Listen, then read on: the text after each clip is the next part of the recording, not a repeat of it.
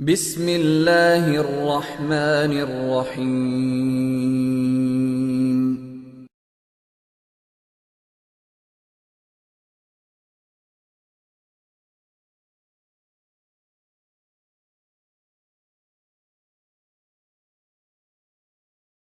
الحمد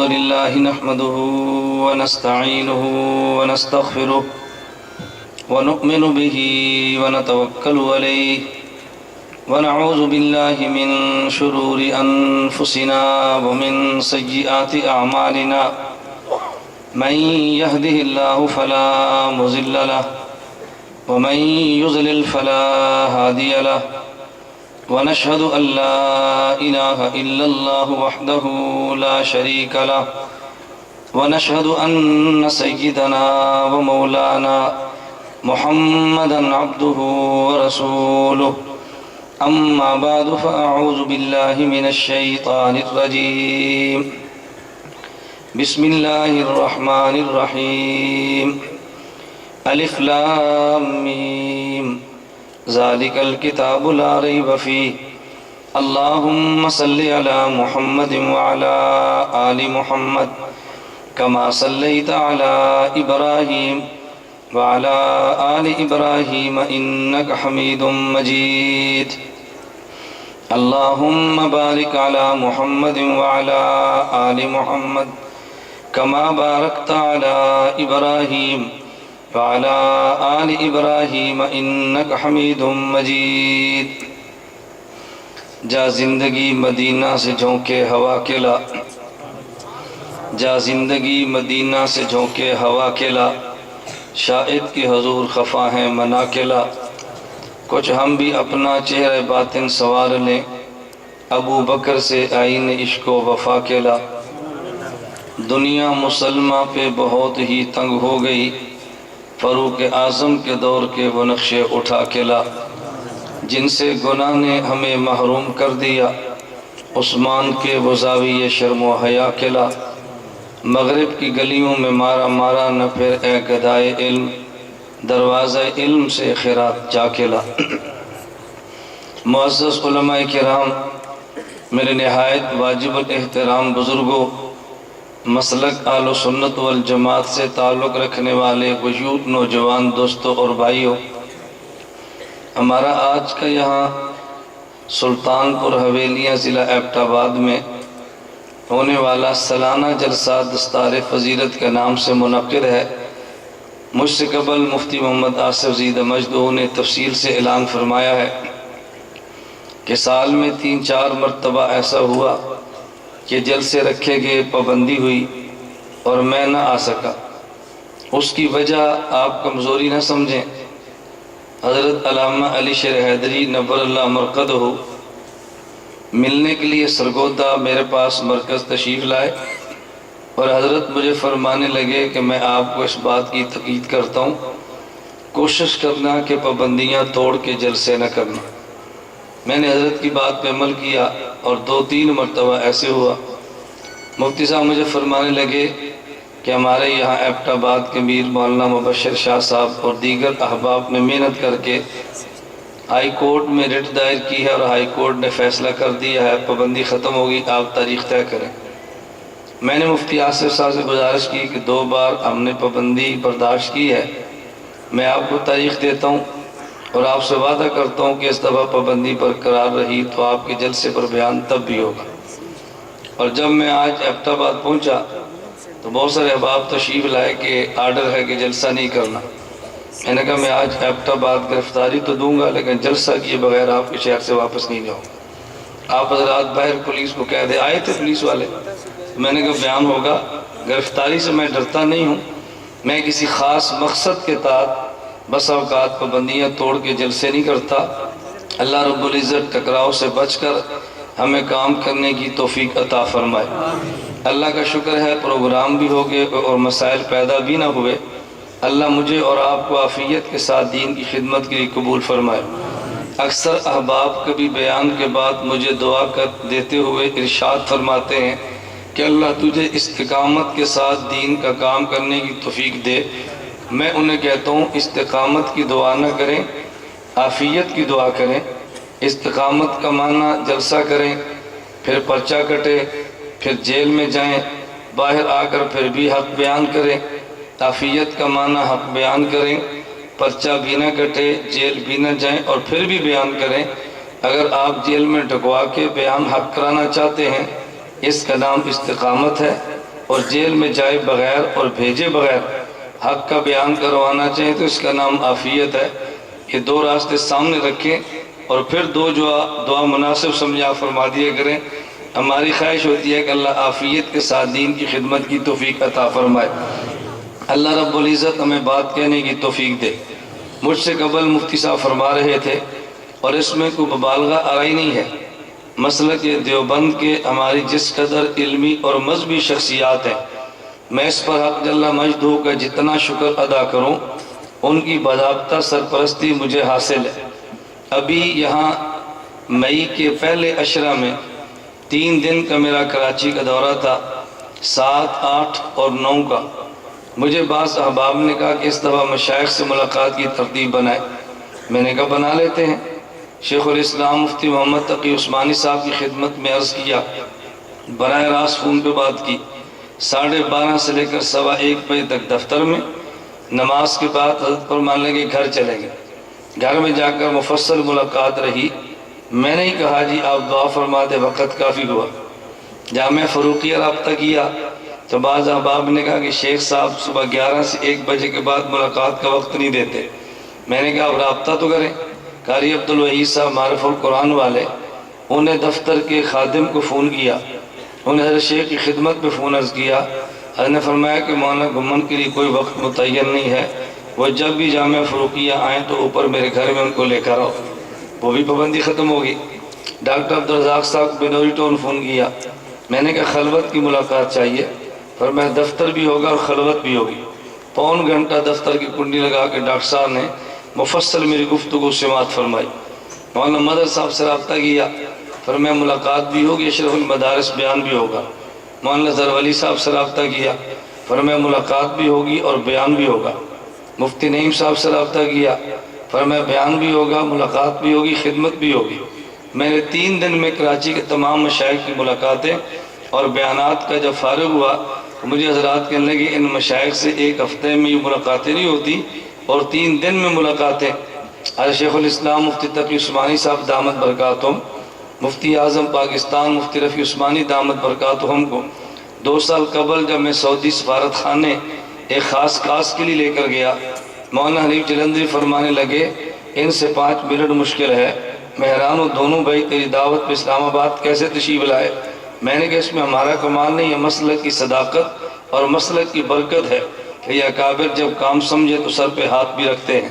میں نے اختصاراً عرض اس لیے کیا ہے کہ آپ اس کو مبالغہ آرائی نہ سمجھیں کہ شاید میں کوئی یک طرفہ اپنی ٹریفک کو لے کر چلتا ہوں۔ میں باقاعدہ احباب سے مشاورت کرتا ہوں، 3 یا 4 ماہ بعد رائیونڈ کا سفر بھی کرتا ہوں، وہاں بھی اپنے مشائخ سے رابطے میں رہتا ہوں، پاکستان کی تمام تر خانقاہوں سے رابطے میں ہوں۔ اب ان تمام چیزوں کا اظہار کچھ اسٹیج پہ ضروری نہیں ہوتا، میں اس پر اللہ کا جتنا شکر ادا کروں کم ہے۔ اس تمہید کے بعد میں آپ کی خدمت میں دیے گئے اشتہار پر عنوان کے مطابق گفتگو کرتا ہوں، اور میں نے اس کے لیے قرآن کریم کی تلاوت کی ہے، الف لام میم ذالک الکتاب لا ریب فیہ۔ عموماً لوگ اس آیت کریمہ کو قرآن کریم کی عظمت پر پیش کرتے ہیں، میں اس آیت کریمہ کو صرف وحی کی عظمت پر نہیں بلکہ کاتب وحی کی عظمت پر بطور دلیل کے پیش کرتا ہوں۔ عام بندہ کہے گا ہم نے اس کو وحی کی عظمت پہ تو سنا لیکن کاتب وحی کی عظمت پر نہیں سنا۔ میں نے کہا میں آپ کے مسلک کا خطیب نہیں، میں آپ کے مسلک کا وکیل ہوں۔ خطابت کی گفتگو کا رنگ اور ہوتا ہے اور وکالت کی گفتگو کا طرز اور ہوتا ہے۔ خطیب اپنے موقف پر مسلک کو بیان کرتا ہے اور وکیل اپنے موقف اور مسلک کی توجیحات کو پیش کرتا ہے۔ حضرت امیر معاویہ رضی اللہ عنہ جو کاتب وحی ہے، میں ان کی عظمت پہ بطور دلیل کے ذالک الکتاب لا ریب فیہ کو لاؤں گا انشاءاللہ، اس لیے کہ ہمارا اہل سنت والجماعت حناف دیوبند کا عقیدہ ہے۔ اور میں نے آج ظہر کے بعد وہاں ایبٹ آباد علماء اور طلباء کے کنونشن میں وعدہ کیا تھا مضمون کا اشارہ کیا اور میں نے کہ میں اس پر گفتگو رات سلطان پور کے جلسے میں کروں گا۔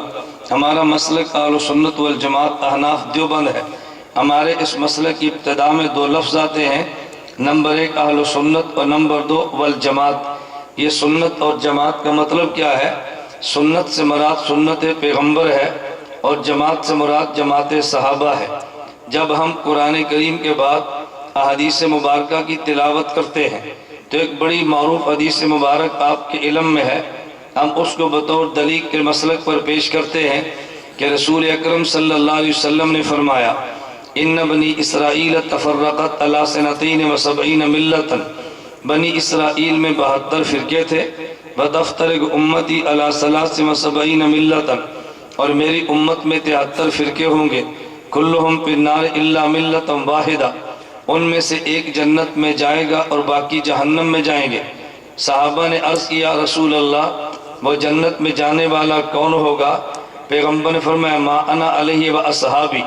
ما انا علیہ و اصحابی کا ترجمہ ایک خطیب کرتا ہے اور ایک اس کا ترجمہ وکیل کرتا ہے۔ خطیب کے ترجمے پر اعتراضات ہوتے ہیں، وکیل کے ترجمے پر اعتراضات باقی نہیں رہتے۔ خطیب کے علم میں ہے میری تقریر کے بعد کون پوچھے گا، مجھے پتہ ہے کہ میری تقریر پر تبصرے کتنے ہونے ہیں، اس لیے میں سوالات کے جوابات کو صاف کرنے کے لیے ترجمہ یوں کرتا ہوں کہ آپ کو سوالات کا موقع نہ ملے۔ ما انا علی و صحابی کا ترجمہ عموماً یہ ہوتا ہے اللہ کے نبی صلی اللہ علیہ وسلم نے فرمایا کہ جنت میں جانے والا فرقہ وہ ہوگا کہ جو میرے اور میرے صحابہ کے نقش قدم پر چلے۔ عام بندہ سوچتا ہے کیا نبی اور صحابہ کے نقش قدم الگ الگ ہے؟ اگر دونوں کا الگ الگ نہیں ہے تو نبی ما انا علی فرما دیتے جو میرے نقش قدم پہ چلے۔ اس کے ساتھ صحابہ کے نقش قدم کی بات کیوں کی ہے؟ اور دونوں الگ الگ ہیں تو یہ تو آپ کا موقف ہی نہیں ہے۔ میں نے کہ اصل میں اشکال اس لیے ہوا اور گلہ اس لیے ہوا کہ آپ کو ترجمہ سمجھنے یا سمجھانے میں غلط فہمی ہوئی۔ ما انا علی و صحابی کا معنی اہل سنت والجماعت یوں بنتا ہے کہ میرے پیغمبر نے اعلان کیا جنت میں جانے والا طبقہ وہ ہوگا ما انا علیہ کہ جو حدیث مبارک تو مجھ سے لے، و اصحابی اور حدیث کی شرح میرے صحابہ سے لے۔ ما انا علیہ کا معنی یہ ہے وہ بندہ آیت تو مجھ سے لے لیکن آیت کی شرح میرے صحابی سے لے۔ یہ نبوت نے فتنوں کا دروازہ بند کیا ہے۔ اگر کوئی بندہ قرآن کی آیت لے اور مدینے والے پیغمبر سے اور اس کی شرح لے قادیان والے بے ایمان سے تو خاتم النبیین کا معنی غلط ہو جاتا ہے۔ اگر کوئی بندہ آیت کریمہ لے مدینے کے پیغمبر سے اور معنی اس کا کوئی بندہ لیتا ہے وہاں بمبئی کے ذاکر نائک سے تو بالکل یا ایھا النبی اذا جاءک المؤمنات کا معنی بدل جاتا ہے۔ اس لیے ہمارا مسلک یہ ہے کہ ہم حدیث مبارک پیغمبر سے لیں گے اور اس کا معنی پیغمبر کے صحابہ سے لیں گے۔ اہل سنت والجماعت کا معنی یہ ہے ہم سنت پیغمبر کو لیتے ہیں لیکن براہ راست لینے کی بجائے جماعت صحابہ سے لیتے ہیں۔ تو جو پیغمبر کی سنت جماعت صحابہ سے لے اسے اہل سنت والجماعت کہتے ہیں، اور جو پیغمبر کی سنت کا معنی جماعت وہابہ سے لے اسے اہل حدیث کہتے ہیں۔ تو سنت کا معنی صحابہ سے لے تو مسلک اہل سنت والجماعت بنتا ہے، اور سنت کی شرح جماعت وہابہ سے لے تو مسلک اہل حدیث بنتا ہے۔ فرق تو صرف اتنا ہی ہے، ایسے ہم پیغمبر کی سنت کو لیں گے اور جماعت صحابہ سے لیں گے۔ اور ہم ایسا کیوں کرتے ہیں؟ اس لیے کہ سنت میں ایک نمائندگی ہے بل جماعت میں دوسری نمائندگی ہے۔ سنت میں نمائندگی خدا کا تذکرہ ہے، جماعت میں نمائندگی مصطفیٰ کا تذکرہ ہے۔ نبی کو نمائندہ خدا کہتے ہیں اور صحابی کو نمائندہ مصطفیٰ کہتے ہیں۔ نبی کو نمائندہ خدا کہتے ہیں اور صحابی کو نمائندہ، توجہ رکھنا میں اپنے عنوان کو چھیڑنے لگا ہوں، نبی کو نمائندہ خدا کہتے ہیں اور صحابی کو نمائندہ مصطفیٰ کہتے ہیں۔ اگر خدا کی بات لینی ہے تو پھر مصطفیٰ دے گا، اگر مصطفیٰ کی بات لینی ہے تو پھر پیغمبر کا صحابی دے گا۔ اگر قرآن کو سمجھنا ہے تو در مصطفیٰ پہ جانا پڑے گا، اگر حدیث مصطفیٰ کو سمجھنا ہے تو پھر در صحابی پہ جانا پڑے گا۔ نبی نمائندہ خدا ہے اور صحابی نمائندہ مصطفیٰ ہے۔ اس پر میں پہلے دلائل دیتا ہوں قرآن کریم سے، حدیث مبارکہ سے، کہ میں نے کس بنیاد پہ دعویٰ کیا ہے کہ نبی نمائندہ خدا ہے اور صحابی نمائندہ مصطفیٰ ہے۔ اگر آپ قرآن کریم کی آیات پڑھیں گے اشارہ میں کر دیتا ہوں، آپ آیات کو گن لینا، حدیث مبارک ایک میں پیش کرتا ہوں، آگے حدیث کی طرف توجہ آپ فرمانا۔ قرآن کریم میں واقعہ مفصل موجود تو نہیں، لیکن اس کا اجمال قرآن کریم میں ہے، تفاصیل احادیث مبارک میں ہے۔ نبی پاک صلی اللہ علیہ وسلم مکہ مکرمہ سے چلے، مدینہ منورہ سے چلے، مکہ مکرمہ جا رہے تھے، حدیبیہ کے مقام پر پہنچے ہیں، مشرکین مکہ نے روک دیا ہے، حضور آگے مکہ مکرمہ نہیں جا سکے، حضرت عثمان بن عفان رضی اللہ عنہ کو مکہ مکرمہ بھیجا ہے۔ حضرت عثمان نبی کی طرف سے مذاکرات فرما رہے تھے، اور شاید اس موقع پہ آپ کے علم میں ہو، حضور نے پہلے حضرت عمر سے کہا، اے عمر مکہ میں تجھے نہ بھیجیں۔ حضرت عمر نے دیانت دارانہ رائے دی ہے، انہوں نے پوچھا، میں اپنے لفظوں میں سمجھانے کے لیے کہتا ہوں، حضور مکہ میں لڑنا ہے یا گفتگو کرنی ہے؟ اگر لڑنا ہے وہ زبان میں جانتا ہوں، اگر گفتگو کرنی ہے تو وہ زبان عثمان جانتا ہے۔ آپ مکہ میں کیوں بھیجنا چاہتے ہیں؟ فرماتے ہیں مصالحتی گفتگو کرنی ہے۔ انہوں نے کہا حضور اس کے لیے عثمان کی زبان زیادہ مناسب ہے، تو میرا خیال ہے کہ عثمان کو بھیج دیا جائے تو زیادہ فائدہ ہوگا۔ عثمان غنی رضی اللہ تعالی عنہ وہاں تشریف لے گئے اور چلے گئے۔ حضرت عثمان نے وہاں گفتگو کی ہے۔ ان سارے نکات کا تعلق تو حدیبیہ کے مقام سے ہے، میں اس پر تفصیلاً بات نہیں کرتا، ورنہ میں ایک ایک عنوان پہ سوال اور جواب چھیڑتا۔ میں یہ بھی سوال آتا، لوگ کہتے ہیں جب صلاۃ و سلام پڑھے تو نبی کی خدمت میں پیش کیا جاتا ہے۔ حضرت عثمان مکہ میں حضور پہ درود تو پڑھتے ہوں گے، حضور پر پیش بھی ہوتا ہوگا، تو پھر نبی پاک صلی اللہ علیہ وسلم نے بیعت کیوں کی ہے؟ عثمان کے خون کا بدلہ لینے کے لیے۔ اس سے پتہ چلا کہ نبی کی خدمت میں درود پیش نہیں ہوتا۔ میں نے کہا اس سے یہ پتہ نہ چلا تم بات کو سمجھے نہیں ہو، دو باتیں بالکل الگ الگ ہیں، ایک حضرت عثمان کا پڑھنا، ایک ہے فوراً نبی کی خدمت میں پیش آنا۔ ہم یہ تو کہتے ہیں کہ جب بندہ درود و سلام پڑھتا ہے نبی کی خدمت میں پیش کیا جاتا ہے، لیکن ہم یہ کبھی نہیں کہتے کہ درود و سلام فوراً پیش کیا جاتا ہے۔ ملائکہ درود لیتے ہیں اور نبی کی خدمت میں پیش کرتے ہیں، نہ ہمارا فوراً کا دعویٰ ہے نہ فوراً روایات میں ہے۔ عثمان نے پڑھا ابھی تک پیش نہیں ہوا تو کیسے پتا چلا؟ حضرت عثمان کے بارے میں نبوت کیا فیصلہ کرے؟ اور دوسرا بات میں جواب یوں بھی دوں گا، اس سے ہمارا ایک اور موقف نکلتا ہے، ہم تو قبر میں بھی عبادت تلذذی کے قائل ہیں۔ عثمان یہاں پڑھے نبی کو پھر بھی پتا، عثمان شہادت کے بعد پڑھے نبی کو پھر بھی پتا، یہ تو پتا کہ درود پڑھا ہے، لیکن یہ کیسے پتا چلا اس جہان میں پڑھا یا اس جہان میں پڑھا ہے؟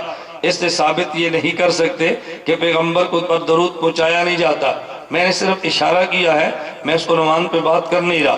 حضرت عثمان رضی اللہ عنہ مکہ مکرمہ میں ہے، حضور حدیبیہ میں ہے۔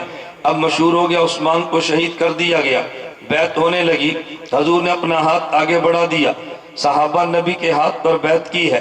آخر میں حضور فرمانے لگے یہ اوپر جو میں نے ہاتھ رکھا حضرت عثمان کا ہے۔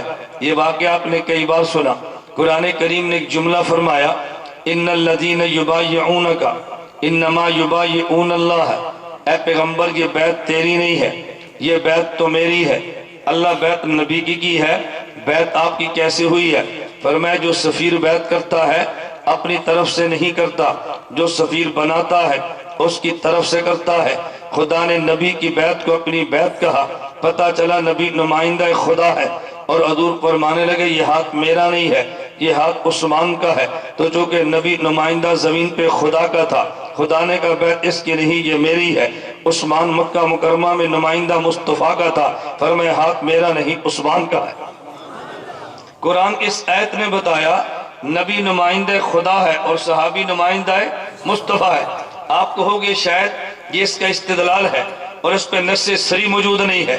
آپ جامع ترمذی میں اٹھا کر دیکھیں، انس بن مالک رضی اللہ عنہ فرماتے ہیں ان عثمان کان رسول اللہ ہے، لفظوں پہ توجہ فرمائیں، ان عثمان کان رسول اللہ ہے، لفظ رسول دو بار لائے ہیں، کان رسول اللہ ہے، یہ رسول اللہ مصطفیٰ ہے، رسول اللہ عثمان ہے، رسول کا معنی نمائندہ ہے۔ انس بن مالک کا دعویٰ ہے اللہ کے نبی حدیبیہ میں نمائندہ خدا ہے، عثمان مکہ میں نمائندہ مصطفیٰ ہے۔ یہ انس بن مالک کی بات ہے جو میں نے اپنے لفظوں میں نقل کی ہے، نبی نمائندہ خدا ہے اور صحابی نمائندہ مصطفیٰ ہے۔ میں صرف نمائندگی پہ دلائل دے رہا ہوں، میں توجیحات ابھی پیش نہیں کر رہا، میں آگے چلتا ہوں۔ آپ نے حدیث مبارک سنی ہے، اس ایک حدیث مبارک کو کئی ایک نظریات پہ بطور دلیل کے پیش کر سکتے ہیں، اور یہ میرا ذوق نہیں، امام بخاری کا ہے۔ امام بخاری تقدیع حدیث کرتے ہیں۔ تقدیع حدیث کا معنی یہ ہے، امام بخاری حدیث کے ٹکڑے کرتے ہیں، ایک ٹکڑے کو ایک موقف پہ، دوسرے ٹکڑے کو دوسرے موقف پہ بطور دلیل کے پیش کرتے ہیں۔ آپ حدیث مبارک سماعت فرمانا، یہ کئی بار سنی ہے، اور یہ حدیث کئی ایک عنوانات پہ بطور دلیل کے پیش کی جا سکتی ہے۔ اللہ کے نبی صلی اللہ علیہ وسلم نے حضرت معاذ کو جب یمن بھیجا تو پوچھا، اے معاذ جب لوگ فیصلہ کریں گے تم جواب کیسے دو گے؟ حضرت معاذ نے عرض کیا، اقضی بکتاب اللہ، حضور میں قرآن کریم سے جواب دوں گا۔ میرے پیغمبر نے فرمایا، فَإِن لَمْ تَجِدْ، اگر کتاب اللہ میں نہ ملے، کہا بسنت رسول اللہ، حضور میں آپ کی سنت سے جواب دوں گا۔ میرے پیغمبر نے فرمایا، اگر تمہیں جواب میری سنت سے نہ ملے، کہا اجتہد برائے، میں اجتہاد کروں گا۔ فَوَضَعَ يَدَهُ عَلَى صَدْرِهِ، حضور نے اپنے ہاتھ مبارک کو حضرت معاذ کے سینے پہ رکھا، اور ساتھ نبوت نے جملہ فرمایا، الحمدللہ الذی وفق رسولہ لما یرضی رسولہ۔ نبی کا ایک جملہ ہے، ایک نبی کا فعل ہے۔ کبھی قرآن جملے بھی نقل کرتا ہے، فعل بھی نقل کرتا ہے۔ جملہ سمجھنے کے لیے بھی عقل چاہیے، فعل سمجھنے کے لیے بھی عقل چاہیے۔ حضرت یوسف پہ جب زلیخا فریفتہ تھی، آپ نے سنا ہے، تو مصر کی عورتوں نے تانا دیا، اے زلیخا تو غلام پہ عاشق ہو گئی۔ زلیخا نے کہا، تم نے غلام کو دیکھا نہیں ہے۔ مصر کی عورتوں کو محل میں بلا لیا، وہاں پہ ان کی دعوت کی۔ یوسف سے کہا باہر آئے، اخرج، یوسف باہر تشریف لائے۔ مصر کی عورتوں نے، سامنے پھل موجود تھا، چھریاں اور چاقو موجود تھی۔ مصر کی عورتوں نے جب حضرت یوسف کو دیکھا، قرآن ان کا فعل نقل کرتا ہے، ایک ان کا جملہ نقل کرتا ہے، کوئی ان کا فعل نہیں سمجھا، کوئی ان کا جملہ نہیں سمجھا۔ ان کا فعل کیا تھا، قطعن ایدیہن، انگلیاں کاٹ ڈالی ہیں، اور ان کا جملہ کیا تھا، ما بشرا ان ھذا الا ملک کریم، یہ تو بشر نہیں، یہ تو فرشتہ لگتا ہے۔ تو کوئی جملہ نہیں سمجھا، کوئی ان کا فعل نہیں سمجھا۔ دیوبند والے فعل بھی سمجھتے ہیں اور جملہ بھی سمجھتے ہیں۔ ان کے فعل کا مطلب کیا تھا، ذرا توجہ رکھنا، قطعن ایدیہن، اپنی انگلیاں کاٹ ڈالی ہیں۔ امی عائشہ رضی اللہ عنہ سمجھی ہے، تو امی عائشہ فرمانے لگی، لبامی زلیخت لو رأین جبینہ لاسن بالقطع قلوبہن علی الید۔ مصر کی عورتوں نے جن نے زلیخا کو تانا دیا، حضرت یوسف کو دیکھا تو انگلیاں کاٹی، میرے محمد کو دیکھ لیتی تو دل کاٹ لیتی، میرے محمد کو دیکھی تھی تو دل کاٹ لیتی۔ توجہ، ابھی سبحان اللہ کی باری نہیں ہے، یہ جملہ تو خطیب کا ہے نا، میں اگلی بات کہتا ہوں۔ یہ امی عائشہ نے بات کیوں فرمائی ہے کہ جب ان کو دیکھا تو ہاتھ کاٹا، میرے محمد کو دیکھتی تو دل کاٹ ڈالتی؟ اس کی اصل تشریح مولانا قاسم ننوتوی بانی دارالعلوم دیوبند نے کی ہے۔ مولانا قاسم ننوتوی فرماتے ہیں، میرے پیغمبر جو کہ مرکز ہے، باقی انبیاء کو ساتھ میرے نبی سے ملتے ہیں، ان میں حسن بھی ایک وصف ہے، میرا نبی مرکز حسن ہے۔ یوسف حسن میرے نبی سے ملا ہے، تو پھر یوں کہیں گے حضرت محمد مرکز حسن ہے اور یوسف شاخ حسن ہے، ادھر سے حسن نکلا ہے، انہیں حسن ملا ہے۔ اپنے جسم کو دیکھو گے، ایک بدن میں دل ہے، ایک بدن میں ہاتھ ہے، تو دل کو مرکز بدن کہتے ہیں اور ہاتھ کو شاخ بدن کہتے ہیں۔ میرے محمد کو مرکز حسن کہتے ہیں، یوسف کو شاخ حسن کہتے ہیں۔ اب امی عائشہ کا جملہ سننا، لبامی زلیخت لو رأین جبینہ لاسن بالقطع قلوبہن علی الید۔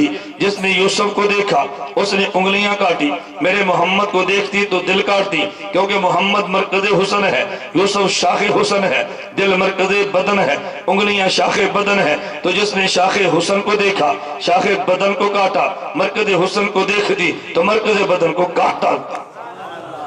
میں نے کہا تھا نا میں توجیحات پیش کرتا ہوں اور میں بطور وکالت کے ان کی وجوہ پیش کرتا ہوں۔ امی عائشہ جملہ کیوں کہتی ہے؟ تو دیکھو کوئی فعل نہیں سمجھا، دیوبند والے فعل بھی سمجھے ہیں، اور کوئی ان کا جملہ نہیں سمجھا، دیوبند والے جملہ بھی سمجھے ہیں۔ ایک بندہ کہنے لگا کہ دیکھو قرآن کہتا ہے ما ھذا بشرا، وہ تو بشر نہیں تھے، ان ھذا الا ملک کریم، یوسف تو نورانی مخلوق تھے۔ میں نے کہا تم بات کو سمجھے نہیں ہو، قرآن نے دو مقام پہ جملہ بولا۔ قرآن کہتا ہے اولئک کالانعام بل ھم اضل۔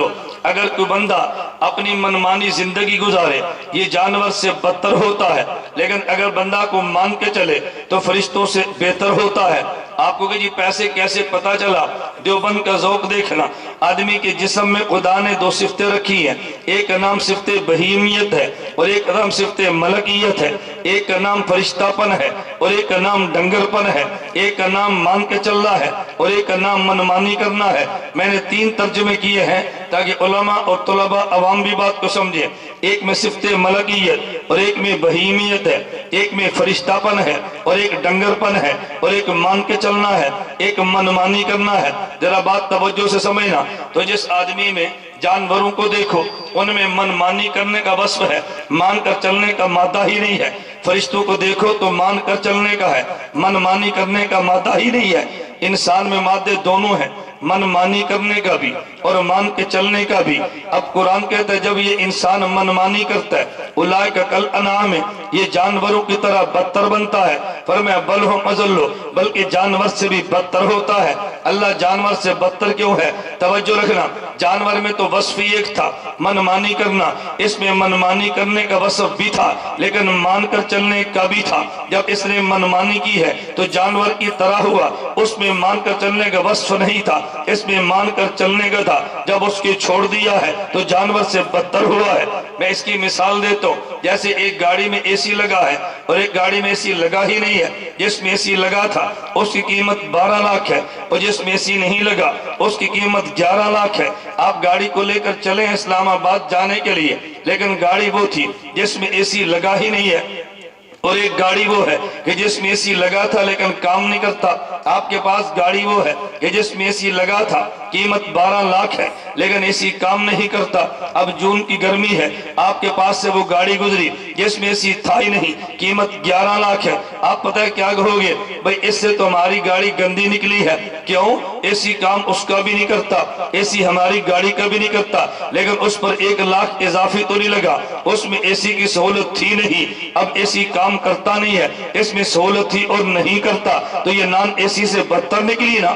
تو ایک جانور کا مسئلہ تھا کہ جس میں منمانی کا وصف تھا اور مان کر چلنے کا تھا ہی نہیں۔ فرمایا جب منمانی کی ہے، کل انعام یہ جانور بنا ہے، جانور میں مان کر چلنے کا وصف نہیں تھا، اس میں مان کے چلنے کا تھا۔ جب اس کو ضائع کیا تو بلم ازل بدتر بنا ہے۔ اب بات سمجھنا، اور جب انسان میں منمانی کرنے کا وصف موجود ہو اور یوں نہ کرے، یہ مان کے چلے، تو پھر قرآن یوں کہے گا جب یہ مان کے چلا ہے تو یہ فرشتوں کا کام تھا، تو پھر مان کے چلا تو فرشتوں کی طرح ہے۔ اور منمانی کرنے والا کیونکہ وصف اس میں موجود تھا لیکن اس کو دبا گیا، یہ فرشتوں سے آگے نکل گیا ہے۔ تو جو مصر کی عورتوں نے کہا تھا ما ھذا بشرا، یہ نفی بشریت کی نہیں ہے، بشریت کی ضمن میں مان کر چلنے والے وصف کی نفی ہے۔ ان ھذا الا ملک کریم کہا، اس میں فرشتہ پر فرشتے کا ثبوت نہیں ہے، فرشتے پن کا ثبوت ہے۔ یہ وہ بشر نہیں جو منمانی کرتا ہے، ما ھذا بشرا، یہ وہ وصف ہے جو مان کے چلتا ہے۔ ان ھذا الا ملک کریم ہے۔ اس لیے ہم کہتے ہیں کہ جب انسان منمانی کرے تو جانور سے بدتر ہے، اور جب مان کے چلے تو فرشتوں سے بھی اعلیٰ۔ میں نے کہا کوئی جملہ نہیں سمجھتا اور کوئی قول نہیں سمجھتا، کوئی فعل نہیں سمجھتا، بات یہاں سے چلی تھی۔ عنوان ذہن میں رکھنا، ایک نبی کا فعل ہے اور ایک نبی کا جملہ ہے۔ ذرا فعل میں حکمت دیکھنا، میرے نبی نے حضرت معاذ کے سینے پہ ہاتھ رکھا، توجہ رکھنا، حضرت معاذ کے سینے پہ ہاتھ رکھا، یہ میرے نبی کا فعل ہے۔ آپ نے فعل 2 جگہ پہ دیکھا، فضائل اعمال میں دیکھ لو، تمہیں کسی اور جگہ حدیث نہ ملے، فضائل اعمال کھول لینا۔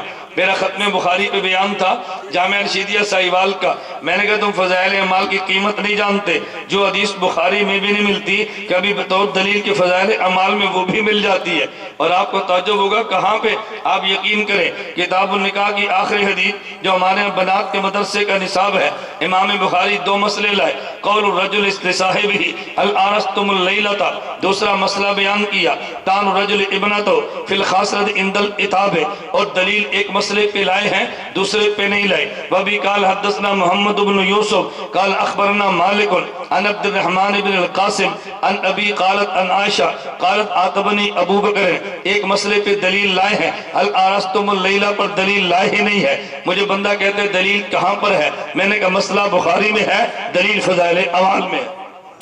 اور جو فضائل اعمال تلاوت کرتا ہے اس کو بھی نہیں پتہ دلیل کہاں پر ہے. یہ ہمارے ذمہ ہے نا چونکہ ہم آپ کے وکیل ہیں. تو میں نے کہا دلیل کا علم اس کو بھی نہیں کہ فضائل اعمال میں دلائل کون سے لکھے ہیں.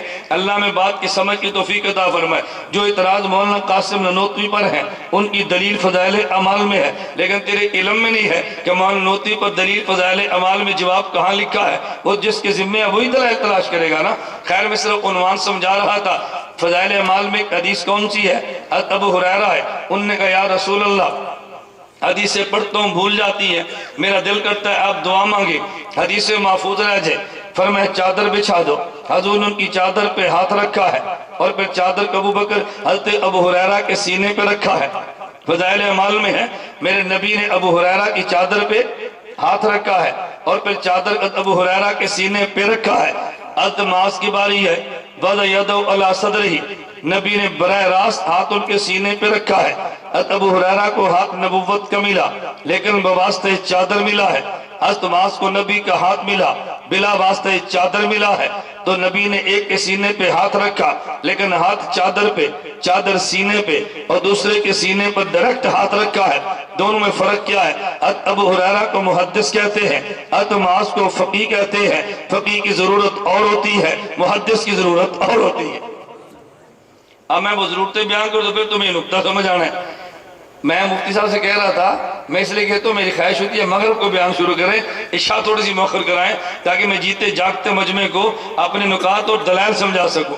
اب آپ نے سونا شروع کرنا ہے، میں نے دلائل شروع کرنے ہیں. آپ کو بات سمجھ نہیں آنی، گلہ مفتی اعصم پر ہوگا. آپ کہتے ہیں وکیل ہے بات تو سمجھا نہیں سکتا. بھائی وکیل کی بات سمجھنے کے لیے جاگنا ضروری ہے کہ نہیں؟ آدمی جب نہ جاگے تو نکتے سمجھ تو نہیں آتے. چلے میں آگے چلتا ہوں. میں قول بیان کرنے لگا. نبوت کا قول کیا تھا؟ الحمدللہ الذی وفق رسول رسولہ. رسول کتنی بار آیا؟ 2 بار. الحمدللہ الذی وفق رسول رسولہ لما یرضا بہ رسولہ. اے اللہ تیرا شکر ہے رسول ہی میرے نمائندے کو تو نے اس بات کی توفیق دی ہے جس پہ تیرا نمائندہ راضی ہے. رسول ہی سے مراد نمائندہ خدا ہے اور رسول سے مراد نمائندہ مصطفیٰ ہے. اللہ کے نبی نے بتایا محمد کو نمائندہ خدا کہتے ہیں، حضرت معاذ کو نمائندہ مصطفیٰ کہتے ہیں. نبی نمائندہ خدا ہے اور صحابی نمائندہ مصطفیٰ ہے. اس سے نتائج کیا نکلیں گے؟ اچھا مجھے بتاؤ انبیاء کی تعداد کتنی ہے؟ بولیے نا. انبیاء کی تعداد 1,24,000. صحابہ کی تعداد کتنی ہے؟ بولو نا. 1,24,000. اب نعرے لگا کہ آپ تھک گئے، میری باری ہے تو اب تھکے پڑے ہیں. دماغ بھی تھکا، زبان بھی تھکی، تو بات سمجھانی مشکل ہے نا. میں اس لیے بار بار کہتا ہوں کہ میرا بیان مغرب کو شروع کرائیں، عشاء تھوڑی سی مؤخر کریں. مجھے عنوان پہ 2-2.5 گھنٹے بولنے دیں، پھر آپ چٹھے لکھیں اور مجھے اس کے جواب دینے دیں. میں نے مفتی سے کہا تم 20 خطیب بگاتے ہو، پیسے بہت ہے، مجھے دے دو، میں 4 کی جگہ پہ تقریر کر لیتا ہوں. بھئی اگر وکیل تگڑا ہو تو اس کی فیس بڑھ جاتی ہے کہ نہیں؟ اللہ اس دن سے پہلے موت دے دے جب بندہ دین کو دنیا کے لیے پیش کرے. یہ تو میں سے مذاق کے طور پہ بات کیا تو میری دلیل پہ ذرا توجہ رکھنا. انبیاء کی تعداد کتنی ہے؟ بولو نا. 1,00,000. میں تمہیں وہ نکتہ دینے لگا جو تم نے نہیں سنا ہوگا. انبیاء کی تعداد 1,24,000 اور صحابہ کی تعداد 1,24,000. یہ دونوں کی تعداد ایک جتنی کیوں ہے؟ انبیاء کی تعداد بھی 1,24,000 اور صحابہ کی تعداد بھی 1,24,000. میرے اللہ نے بتایا کہ دیکھ میرے پیغمبر تیرا اعزاز یہ ہے کہ کوئی نمائندہ میرا ہے، کوئی نمائندہ تیرا ہے. جتنی تعداد میرے نمائندوں کی ہے اتنی تعداد تیرے نمائندوں کی ہے. جتنی تعداد میرے نمائندوں کی اتنی تعداد. توجہ. نعرہ تکبیر، شان رسالت، شان صحابہ. اگلی بات ذرا سمجھیں. جتنی تعداد میرے نمائندے اتنی تعداد بولیے نا تیرے نمائندوں کی. اگلا جملہ سمجھنا. انبیاء کی تعداد بھی 1,24,000 اور صحابہ کی تعداد بھی 1,00,000. اللہ نے بتا دیا میرے محمد انبیاء میرے نمائندے ہیں، تجھ پہ میری نمائندگی ختم ہے، ان پہ مصطفیٰ کی نمائندگی ختم ہے. اگر تیرے بعد کسی نے میرا نمائندہ مانا وہ بھی ایمان والا نہیں ہے. اگر تیرے بعد کوئی اور نمائندہ، اگر ان کے بعد کوئی تیرا نمائندہ مانا تو وہ بھی ایمان والا نہیں ہے۔ نہیں سمجھے؟ انبیاء نمائندہ خدا ہیں، میری نمائندگی تیرے اوپر ختم ہے، تیری نمائندگی ان پہ ختم ہے، تیرے بعد کو نمائندہ میرا مانا ایمان والا وہ بھی نہیں ہے، ان کے بعد نمائندہ تیرا مانے ایمان والا وہ بھی نہیں ہے۔ میں نے نمائندگی محمد پہ ختم کر دی ہے، تیری نمائندگی میں نے صحابہ پہ ختم کر دی۔ اس پر میں ایک جملہ اور کہتا ہوں، ذرا توجہ رکھنا۔ حضور آئے ہیں اور حضور گئے بھی ہیں، ہم نبی کا آنا بھی مانتے ہیں اور نبی کا جانا، نکتے سمجھ نظر، ہم نبی کا آنا بھی مانتے ہیں، نبی کا جانا۔ جب حضور آئے ہیں نبوت ختم ہوئی ہے، اور جب حضور گئے ہیں تو پھر صحابیت ختم ہوئی۔ جب حضور آئے ہیں تو پھر نبوت ختم ہوئی، اور جب حضور گئے ہیں تو پھر صحابیت ختم ہوئی ہے۔ حضور کے آنے پہ نبوت ختم ہے، حضور کے جانے پہ صحابیت ختم ہے۔ اب نمائندہ خدا بھی نہیں ہے، نمائندہ براہ راست مصطفیٰ بھی نہیں ہے۔ ہم نے نبی کو نمائندہ خدا مانا، صحابی کو نمائندہ مصطفیٰ مانا۔ توجہ رکھنا، پھر نتیجہ یہ نکلتا ہے جب کوئی نبی پر اعتراض کرے جواب خدا دیتا ہے، جب صحابی پر اعتراض کرے جواب مصطفیٰ دیتا ہے، جب کوئی خون نبی کا گرائے انتقام خدا لیتا ہے، جب کوئی خون صحابی کا گرائے تو پھر انتقام مصطفیٰ لیتا ہے۔ وہ نمائندہ خدا ہے اور یہ نمائندہ مصطفیٰ ہے، ان کا دفاع خدا کے ذمے، ان کا دفاع مصطفیٰ کے ذمے۔ اس لیے تو نبی پاک نے فرمایا اللہ اللہ فی اصحابی لا تتخذوہم من بعدی غرضا، کہ دیکھو یہ جو میرے ساتھ جڑے ہیں یہ میری محبت کی وجہ سے جڑے ہیں، میں پیار ان سے کرتا ہوں، یہ پیار مجھ سے کرتے ہیں۔ نبی نمائندہ خدا ہے، صحابی نمائندہ مصطفیٰ ہے، خدا کی نمائندگی مصطفیٰ کرتا ہے، مصطفیٰ کی نمائندگی توجہ یہ صحابی کرتا ہے۔ اس لیے بعض لوگوں نے کہا ہم مصطفیٰ کی بات تو مان لیتے ہیں لیکن ان کی بات نہیں مانتے۔ میں نے کہا کیوں نہیں مانتا؟ میں ذالک الکتاب پہ بات کرنے لگو، بھئی کیوں نہیں مانتا؟ کہتا جو خدا نے مصطفیٰ کو قرآن دیا ہے وہ تو لکھا ہوا نہیں تھا، ہم نے اسے مانا ہے، اور جو مصطفیٰ نے صحابہ کو دیا ہے وہ بھی لکھا ہوا نہیں تھا، ہمیں اس پر تو کوئی کلام نہیں ہے، لیکن جو انہوں نے ہمیں دیا تھا وہ تو لکھا ہوا دیا ہے، ان نے کچھ بدل دیا ہے، کچھ کمی کر دی ہے، کچھ اضافہ کر دیا ہے۔ اب بات کے دو دلیل پہ توجہ رکھنا، جو خدا نے مصطفیٰ کو دیا لکھا ہوا نہیں تھا، اور جو مصطفیٰ نے صحابہ کو دیا وہ بھی لکھا ہوا نہیں تھا، اور جو صحابہ نے مجھے اور تجھے دیا ہے وہ لکھا ہوا قرآن تھا۔ تو کوئی بندہ یوں کہتا ہے جو مصطفیٰ کو ملا ہم اس پر تو ایمان لاتے ہیں، جو مصطفیٰ نے صحابہ کو دیا ہم اس پر بھی ایمان لاتے ہیں، لیکن جو صحابہ نے بعد میں دیا کچھ کم کر دیا ہے، کچھ اضافہ کیا، ہم اس کو نہیں مانتے۔ قرآن کریم نے کہا ذالک الکتاب لا ریب فیہ، عربی زبان میں دو لفظ ہیں، ایک لفظ ذالکہ، ایک لفظ ھذا ہے۔ اگر کوئی چیز دور نہ ہو اسے ذالکہ کہتے ہیں، اگر کوئی چیز سامنے ہو اسے ھذا کہتے ہیں، اگر کوئی چیز قریب ہو اسے ھذا کہیں گے، اگر چیز دور ہو اسے ذالکہ کہیں گے۔ جیسے میں سمجھانے کے لیے کہتا ہوں ھذا کا معنی یہ ہے اور ذالک کا معنی وہ ہے، اگر یہ سامنے موجود ہے اسے ھذا اور یہ کہیں گے، اگر یہ سامنے موجود نہیں ہے اسے ذالکہ اور وہ کہیں گے۔ قرآن کہتے ہیں ذالک الکتاب لا ریب فیہ، ارے اس کتاب میں کوئی شک نہیں ہے۔ کوئی بندہ کہتا ہے اللہ یہ قرآن تو سامنے ہے، یہ قرآن غیب تو نہیں ہے، تو جب سامنے موجود ہے آپ کو ذالک نہیں کہنا چاہیے، آپ کو ھذا کتاب لا ریب فیہ کہنا چاہیے، آپ کو یہ فرمانا چاہیے اس کتاب میں کوئی شک نہیں۔ آپ نے ھذا کہا، ذالکہ کہا، ھذا کیوں نہیں کہا؟ مفسرین جواب اور بھی دیتے ہیں لیکن میں جواب وہ دیتا ہوں جس میں حضرت معاویہ یہ صاحب وحی کا دفاع ہے۔ خدا نے بتا دیا کہ دیکھو ایک قرآن تو وہ تھا جو محمد کو میں نے دیا، اس کو تم لا ریب فیہ مانتے ہو، اور ایک قرآن وہ ہے جو نبی نے صحابہ کو دیا ہے تم اسے بھی لا ریب فیہ مانتے ہو۔ ارے گلا تو اس پر ہے جو انہوں نے دیا تھا وہ ریب والا یا لا ریبہ ہے، لیکن تم نے غور کیا جو محمد کو میں نے دیا وہ کتاب نہیں ہے۔ کتاب اسے کہتے ہیں جو لکھا جائے، میں نے تو بل لکھے دیا، وہ تو کتاب تھی ہی نہیں ہے۔ جو میرے محمد نے صحابہ کو دی ہے وہ تو لکھا ہوا نہیں تھا، کتاب اسے بھی نہیں کہتے، لیکن جو میرے پیغمبر کے صحابہ نے تمہیں دی ہے وہ تو تو لکھا ہوا دیا ہے، خدا نے نبی کو دیا وہ لکھا ہوا نہیں تھا، وہ بھی لا ریب فیہ ہے، نبی نے صحابہ کو دیا لکھا ہوا نہیں تھا، وہ بھی لا ریب فیہ ہے، اور جو معاویہ نے تمہیں دیا وہ تو لکھا ہوا ہے، اسے کتاب کہتے ہیں، جو میں نے محمد کو بل لکھے دیا لا ریب فیہ ہے، میرے محمد نے صحابہ کو دیا وہ لا ریب فیہ ہے، جو معاویہ نے لکھ کر دیا جو کتاب ہے وہ بھی لا ریب فیہ ہے، وہ بھی لا ریب فیہ ہے۔ ذالک وہ قرآن جو صدیق لکھوائے گا لا ریب فیہ، وہ قرآن جو معاویہ لکھے گا لا ریب فیہ ہے، تو اس کو لا ریب فیہ کہتے ہیں۔ تم کو کہ شاید بات سمجھ نہیں ہے کہ میں وضاحت یوں کروں گا، آپ 3 لفظ استعمال کرتے ہیں، کبھی آپ کہتے ہیں کلام اللہ، کبھی آپ کہتے ہیں قرآن پاک، اور کبھی آپ کہتے ہیں کتاب اللہ۔ یہ 3 لفظ بولتے ہیں نا، یہ 3 لفظ کیوں بولتے ہیں؟ نمبر 1 کلام اللہ، نمبر 2 قرآن مجید، نمبر 3 کتاب مقدس۔ آپ نے 3 لفظ کیوں بولے ہیں؟ اس لیے کہ ان کی 3 نسبتیں ہیں، جب نسبت اللہ کی طرف ہو تو پھر کلام اللہ کہتے ہیں، جب نسبت پیغمبر کی طرف ہو پھر قرآن مجید کہتے ہیں، اور جب نسبت صحابہ کی طرف ہو تو کتاب مقدس کہتے ہیں۔ کیا مطلب؟ جب اللہ تکلم کرے تو کلام اللہ بنتا ہے، اور جب پیغمبر پڑھتا ہے تو پھر قرآن بنتا ہے، اور جب معاویہ لکھتے ہیں تو کتاب بنتی ہے، جب یہ لکھتے ہیں تو پھر کتاب بنتی ہے۔ خدا نے بولا تو کلام بنا ہے، حضور نے پڑھا قرآن بنا ہے، امیر معاویہ لکھا تو کتاب بنی ہے، ان کے بغیر تو کتاب بنتی ہی نہیں ہے۔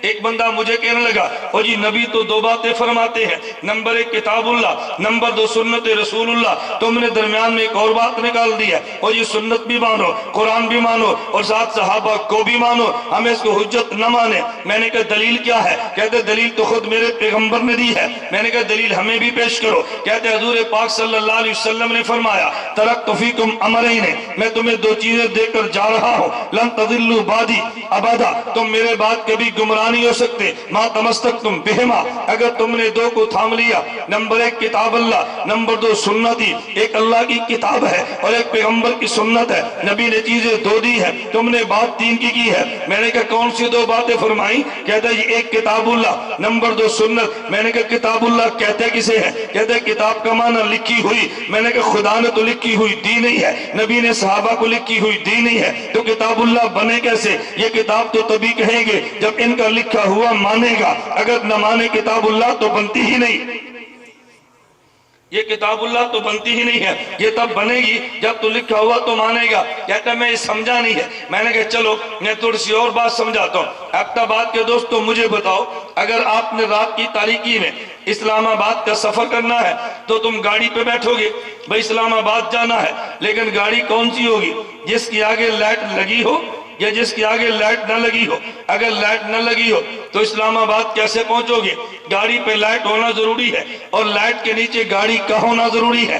اگر نیچے گاڑی نہ ہو تو لائٹ چلتی نہیں ہے، اگر آگے لائٹ نہ ہو تو گاڑی پہنچتی نہیں ہے۔ ہمیں گاڑی بھی چاہیے، ہمیں لائٹ بھی چاہیے۔ میں نے کہا توجہ رکھنا، نبی نے کتاب اللہ کی بات کی ہے، نبی نے سنت کی بات کی ہے، لیکن یہ دونوں پیغمبر کے صحابہ کے بغیر نہیں ہے۔ مجھے کہتے جی کیوں نہیں ہے؟ میں نے کہا وجہ یہ ہے کہ جس طرح یہاں ایبٹ آباد سے اسلام آباد جانے کے لیے تم رات کو گاڑی پہ بیٹھو گے اور گاڑی کے آگے 2 ہیڈ لائٹیں موجود ہوگی، ایک دائیں جانب لگی ہے ایک بائیں جانب لگی ہے، یہ دونوں لائٹیں موجود ہوں تو گاڑی چلتی ہے۔ کہتے جی بالکل اسی طرح۔ تو میں نے کہا پیغمبر کی 2 چیزیں ہیں، ایک کے نام کتاب اللہ یہ بھی نور ہے، دوسرے کا نام سنت یہ بھی نور ہے، لیکن گاڑی چلتی تو تب ہے جب گاڑی کے آگے 2 لائٹیں سجی ہو۔ اگر 2 لائٹیں موجود نہ ہو تو گاڑی چلے گی کیسے؟ اگر گاڑی موجود نہ ہو تو مجھے بتا لائٹیں حرکت کرے گی کیسے؟ ایک گاڑی ہوتی ہے وہ تمہیں لے کر چلا کرتی ہے، اس گاڑی پہ 2 لائٹیں ہوا کرتی ہے۔ میں کہتا ہوں ایک لائٹ کا نام کتاب اللہ ہے، ایک کا نام سنت رسول اللہ ہے، اور جس گاڑی پہ یہ دونوں لائٹیں لگی ہیں ان گاڑیوں کا نام اصحاب رسول اللہ ہے، ایک کا نام کتاب اللہ ایک کا نام سنت رسول اللہ، اور جس گاڑی پہ سجی ہے اسے صدیق کہتے ہیں، اور جس پہ سجی ہے اسے عثمان و علی معاویہ کہتے ہیں۔ تو ہم مانتے کتاب اللہ کو بھی ہے، مانتے سنت کو بھی ہے، لیکن یہ 2 لائٹیں جس گاڑی پہ سجے گی وہ گاڑی نکال دے، کتاب اللہ مدینے سے پہنچی کیسی ہے؟ وہ گاڑی لگان سے نکال دے، یہ سنت والی لائٹ پہنچی کیسے ہے؟ کیونکہ اگر یہ خود تو نہیں آئی۔ تو میں نے کہا لائٹ راستہ دکھاتی ہے، لیکن دکھاتی تب ہے جب کسی گاڑی پہ سجی ہو۔ تجھے راستہ کتاب اللہ نے دینا ہے، راستہ رسول اللہ کی سنت نے دینا ہے، لیکن تب دینا ہے جب نیچے اصحاب کی گاڑی موجود ہوگی۔ اصحاب کی گاڑی مانو گے تو کتاب اللہ کی لائٹ چلے گی، اس گاڑی کو نہیں مانو گے نہ کتاب اللہ کی لائٹ جانی ہے نہ سنت سنت کی لائٹ جانی ہے، اس گاڑی پہ مانو گے تو کتاب اللہ کی لائٹ بھی ہوگی اور سنت والی لائٹ بھی ہوگی، صحابہ والی گاڑی بھی ہوگی۔ اس گاڑی کو لے اسلام آباد پہنچتا ہے اور اس گاڑی کو لے تو دونوں رونوں کی روشنی میں ڈائریکٹ میرے پیغمبر کی جنت میں پہنچتا ہے۔ میں نے کہا کتاب اللہ سنت تو تبھی ہوگا جب نیٹے گاڑی صحابہ والی موجود تو ہو، اگر موجود نہیں ہوگی تو بات کرے گا کیسے؟ میں بتا یہ رہا تھا نبی نمائندہ خدا ہے، صحابی نمائندہ مصطفیٰ ہے۔ اگر تم نے خدا کی بات لینی ہے تو پھر نبی سے لوگے، اور اگر نبی کی بات لینی ہے تو پھر صحابہ سے لوگے۔ مجھے بندہ کہتے وجہ کیا ہے؟ میں نے کہا وجہ یہ ہے صحابی نبی کو دیکھتا ہے، نبی خدا کو دیکھتا ہے، صحابی نبی کی سنتا ہے، نبی خدا کی سنتا ہے۔ مجھے کہتے کہاں لکھا ہے؟ میں نے کہا کتاب مشکات کتاب الایمان کی پہلی حدیث میں لکھا ہے۔ مجھے کہتے ہم نے تو کبھی نہیں پڑھا۔ میں نے کہا تم نے پڑھا مگر سمجھا نہیں ہے۔ کہتے جی کیا مطلب؟ حدیث جبریل کھول کے دیکھنا، پھر محدثین کی شروع کو دیکھنا۔ حدیث جبرائیل میں ہے، جبریل امین نے نبی سے پوچھا اخبرنی عن الاحسان، حضور بتائیں احسان کسے کہتے ہیں؟ میرے پیغمبر نے دو لفظوں میں تعریف کی ہے، ان تعبد اللہ کأنک تراہ فإن لم تکن تراہ فإنہ یراک۔ ارے احسان یہ ہے عبادت یوں کرے تو خدا کو دیکھتا ہے، اگر یوں نہیں کر سکتا عبادت یوں کر گویا خدا تجھے دیکھتا ہے۔ عبادت کی دو قسمیں، نمبر ایک خدا تجھے دیکھے تو خدا کو دیکھے، عبادت کی دوسری قسم کہ تو خدا کو نہ دیکھے خدا تجھے دیکھے۔ آج بھی جامع شریف کے شیخ الحدیث صوفی سرور دامت برکاتہم زندہ ہے، اس حدیث کی تعداد وہ خود لکھتی ہے، فرمایا عبادت کی دو قسمیں ہیں، ایک عبادت نبی کی ہے، ایک عبادت امتی کی ہے۔ نبی کی عبادت یوں ہے خدا نبی کو دیکھے، نبی خدا کو دیکھے۔ عبادت امتی کی یہ ہے امت خدا کو نہیں دیکھتی لیکن خدا امت کو دیکھتا ہے۔ میں کہتا ہوں امت کا طبقہ اولا یہ پیغمبر کے صحابہ ہے، امت کا طبقہ اول یہ پیغمبر کے صحابہ ہے، امت کا پہلا طبقہ یہ پیغمبر کے صحابہ۔ تو پھر تجھے مان لینی چاہیے کہ امت کے پہلے طبقے نے نبی کو دیکھا ہے، نبی نے خدا کو دیکھا ہے، اس پہلے طبقے نے نبی کو سنا ہے اور نبی نے خدا کو سنا ہے۔ نبی بات خدا کی کرتا ہے، یہ بات مصطفیٰ کی کرتے ہیں۔ نبی بات خدا کی کرتا ہے اور یہ بات مصطفیٰ کی کرتے ہیں۔ اس سے چھوٹا سا اشکال میں حل کرنے لگا۔ ایک بندہ مجھے کہنے لگا دیوبند والے کہتے ہیں نماز وہ پڑھو جو صحابہ والی ہے، اور ایک بندہ کہتا ہے نماز وہ پڑھو جو مصطفیٰ والی ہے، دونوں میں فرق کیا ہے؟ میں نے کہا وہ دھوکہ دینا چاہتے ہیں، دیوبند والا دھوکے سے نکالنا چاہتا ہے، کہتا ہے اس میں دھوکے کون سی بات ہے؟ میں نے کہا تو بات کو سمجھا نہیں ہے۔ ہم نے کہا نماز صحابہ والی ہے، وہ کہتے ہیں نماز مصطفیٰ والی ہے، وہ دھوکہ کیسے دیتا ہے؟ میں نے کہا تم بتاؤ اختلاف کس کی نماز میں ہے، امام کی نماز یا مقتدی کی نماز؟ کہا یہ مقتدی کی نماز میں۔ میں بھی کہتا ہوں کہ فاتحہ پڑھنی چاہیے امام کو، اور وہ بھی کہتے ہیں فاتحہ پڑھنی چاہیے امام کو۔ میں کہتا ہوں مقتدی کو فاتحہ نہیں پڑھنی چاہیے، وہ کہتے ہیں مقتدی کو فاتحہ پڑھنی چاہیے۔ تو اختلاف مقتدی کی نماز میں ہے یا امام کی نماز میں؟ امام دونوں کا پڑھتا ہے، میرا مقتدی نہیں پڑھتا، اس کا مقتدی پڑھتا ہے۔ ایبٹ آباد کے دوستو مجھے تم بتاؤ اگر اختلاف امام کی نماز میں ہوتا، ایک امام ہے اور ایک مقتدی ہے، مصطفیٰ کو امام کہتے ہیں، صحابہ کو مقتدی کہتے ہیں، اگر جھگڑا امام کی نماز میں ہوتا بطور دلیل کے امام نبی کو پیش کرتے، جب جھگڑا مقتدی کی نماز میں ہے تو بطور دلیل پہ مقتدی کو پیش کرے گا۔ امام کا نام مصطفیٰ ہے، مقتدی کا نام صدیق ہے، امام کا نام مصطفیٰ ہے اور مقتدی کا نام فاروق ہے۔ میں نے کہا تیرے اور میرے مسئلے کا حل اگر نکلتا ہے تو وہ امام کی نماز سے نکلتا، وہ تو مقتدی کی نماز سے نکلتا ہے۔ مقتدی کو مصطفیٰ کہتے ہیں، مقتدی کو امام کو مصطفیٰ کہتے ہیں اور مقتدی کو صدیق کہتے ہیں۔ میں نے کہا نماز صدیق والی ہے، وہ کہتے ہیں مصطفیٰ والی ہے۔ میں نے کہا اس نماز میں تو جھگڑا نہیں تھا، اگر جھگڑا امام کی نماز میں ہوتا بطور دلیل کے نبی کو پیش کرتے، جھگڑا مقتدی کی نماز میں ہے تو بطور دلیل صحابی کو پیش کریں گے، کیونکہ ہم نے اختلاف ختم کرنا تھا۔ ہم نے کہا نماز صحابہ والی، اس نے دھوکہ دینا تھا، وہ کہتے ہیں نماز مصطفیٰ والی۔ صحابی نماز کون سی پڑھتا ہے؟ مصطفیٰ والی یا اپنی پڑھتا ہے؟ کہتا ہے نہیں یہ نماز تو مصطفیٰ والی۔ میں نے کہا چل تو دلیل پیش کر دے، میں نے تو بات سمجھائی ہے نا، تو پیش کر دے۔ کہتا ہے میرے پاس تو بخاری ہے۔ دیکھو بخاری سے نیچے بات ہی نہیں ہے، میرے پاس تو بخاری ہے۔ میں نے کہا دلیل پیش کرو۔ کہتا ہے نبی پاک صلی اللہ علیہ وسلم نے نہیں فرمایا سلو کما رأیتمونی اصلی، تم نماز یوں پڑھو جیسے تم نے مجھے پڑھتے دیکھا۔ تو نبی تو کہتا ہے نماز میرے والی پڑھو، تم کہتے ہو نماز صحابہ والی پڑھو۔ میں نے کہا ذرا حضور کا جملہ دوبارہ فرمائیں اور پھر نبی کے جملے کا ترجمہ کریں۔ کہتا ہے رسول اللہ صلی اللہ علیہ وسلم نے فرمایا صلو کما رأیتمونی اصلی، نماز تم یوں پڑھو جیسے مجھے پڑھتے دیکھا۔ تو میں نے کہا آپ نے نبی کو پڑھتے دیکھا ہے؟ کہتے ہیں نہیں۔ میں نے کہا ہم نے پڑھتے دیکھا؟ کہتے ہیں نہیں۔ تو میں نے کہا حضور نے تو انہیں فرمایا جنہوں نے نبی کو دیکھا ہے۔ حضور نے کنہیں فرمایا؟ جنہوں نے نبی کو دیکھا ہے۔ فرمایا تم یوں پڑھنا جیسے مجھے دیکھا۔ یہ خطاب تجھے نہیں ہے، یہ خطاب تو صحابہ کو ہے۔ صحابی نماز یوں پڑھے جیسے مصطفیٰ نے پڑھی ہے۔ کہتے پھر ہمارے لیے کیا ہے؟ میں نے کہا حجت الوداع ہے، جب نبی پاک نے فرمایا میں نے دین تمہیں دے دیا، کہا یہ حق ادا فرما دیا۔ فرمایا فَلْيُبَلِّغْ مِنْكُمُ الشَّاهِدُ الْغَائِبُ، تم نے نماز میری دیکھنی ہے، بعد والے نے تیری دیکھنی ہے۔ تو نے نماز میری دیکھنی ہے اور بعد والے نے تیری دیکھنی ہے۔ مجھے نمائندے خدا کہتے ہیں، تجھے نمائندے مصطفیٰ کہتے ہیں۔ میں نے نماز وہاں سے لی ہے، تو نے نماز یہاں سے لی ہے۔ تو نے نماز، تو نبی کی نماز تو وہ ہے جو خدا بتائے اور صحابی کی نماز وہ ہے جو مصطفیٰ بتائے۔ میں اس لیے کہہ رہا تھا نبی کو نمائندہ خدا کہتے ہیں اور صحابی کو نمائندہ مصطفیٰ کہتے ہیں۔ ذرا میرے ایک جملے پہ غور کرنا۔ اب میں ایک بات کہنے لگا، نتیجہ کیا نکلتا ہے؟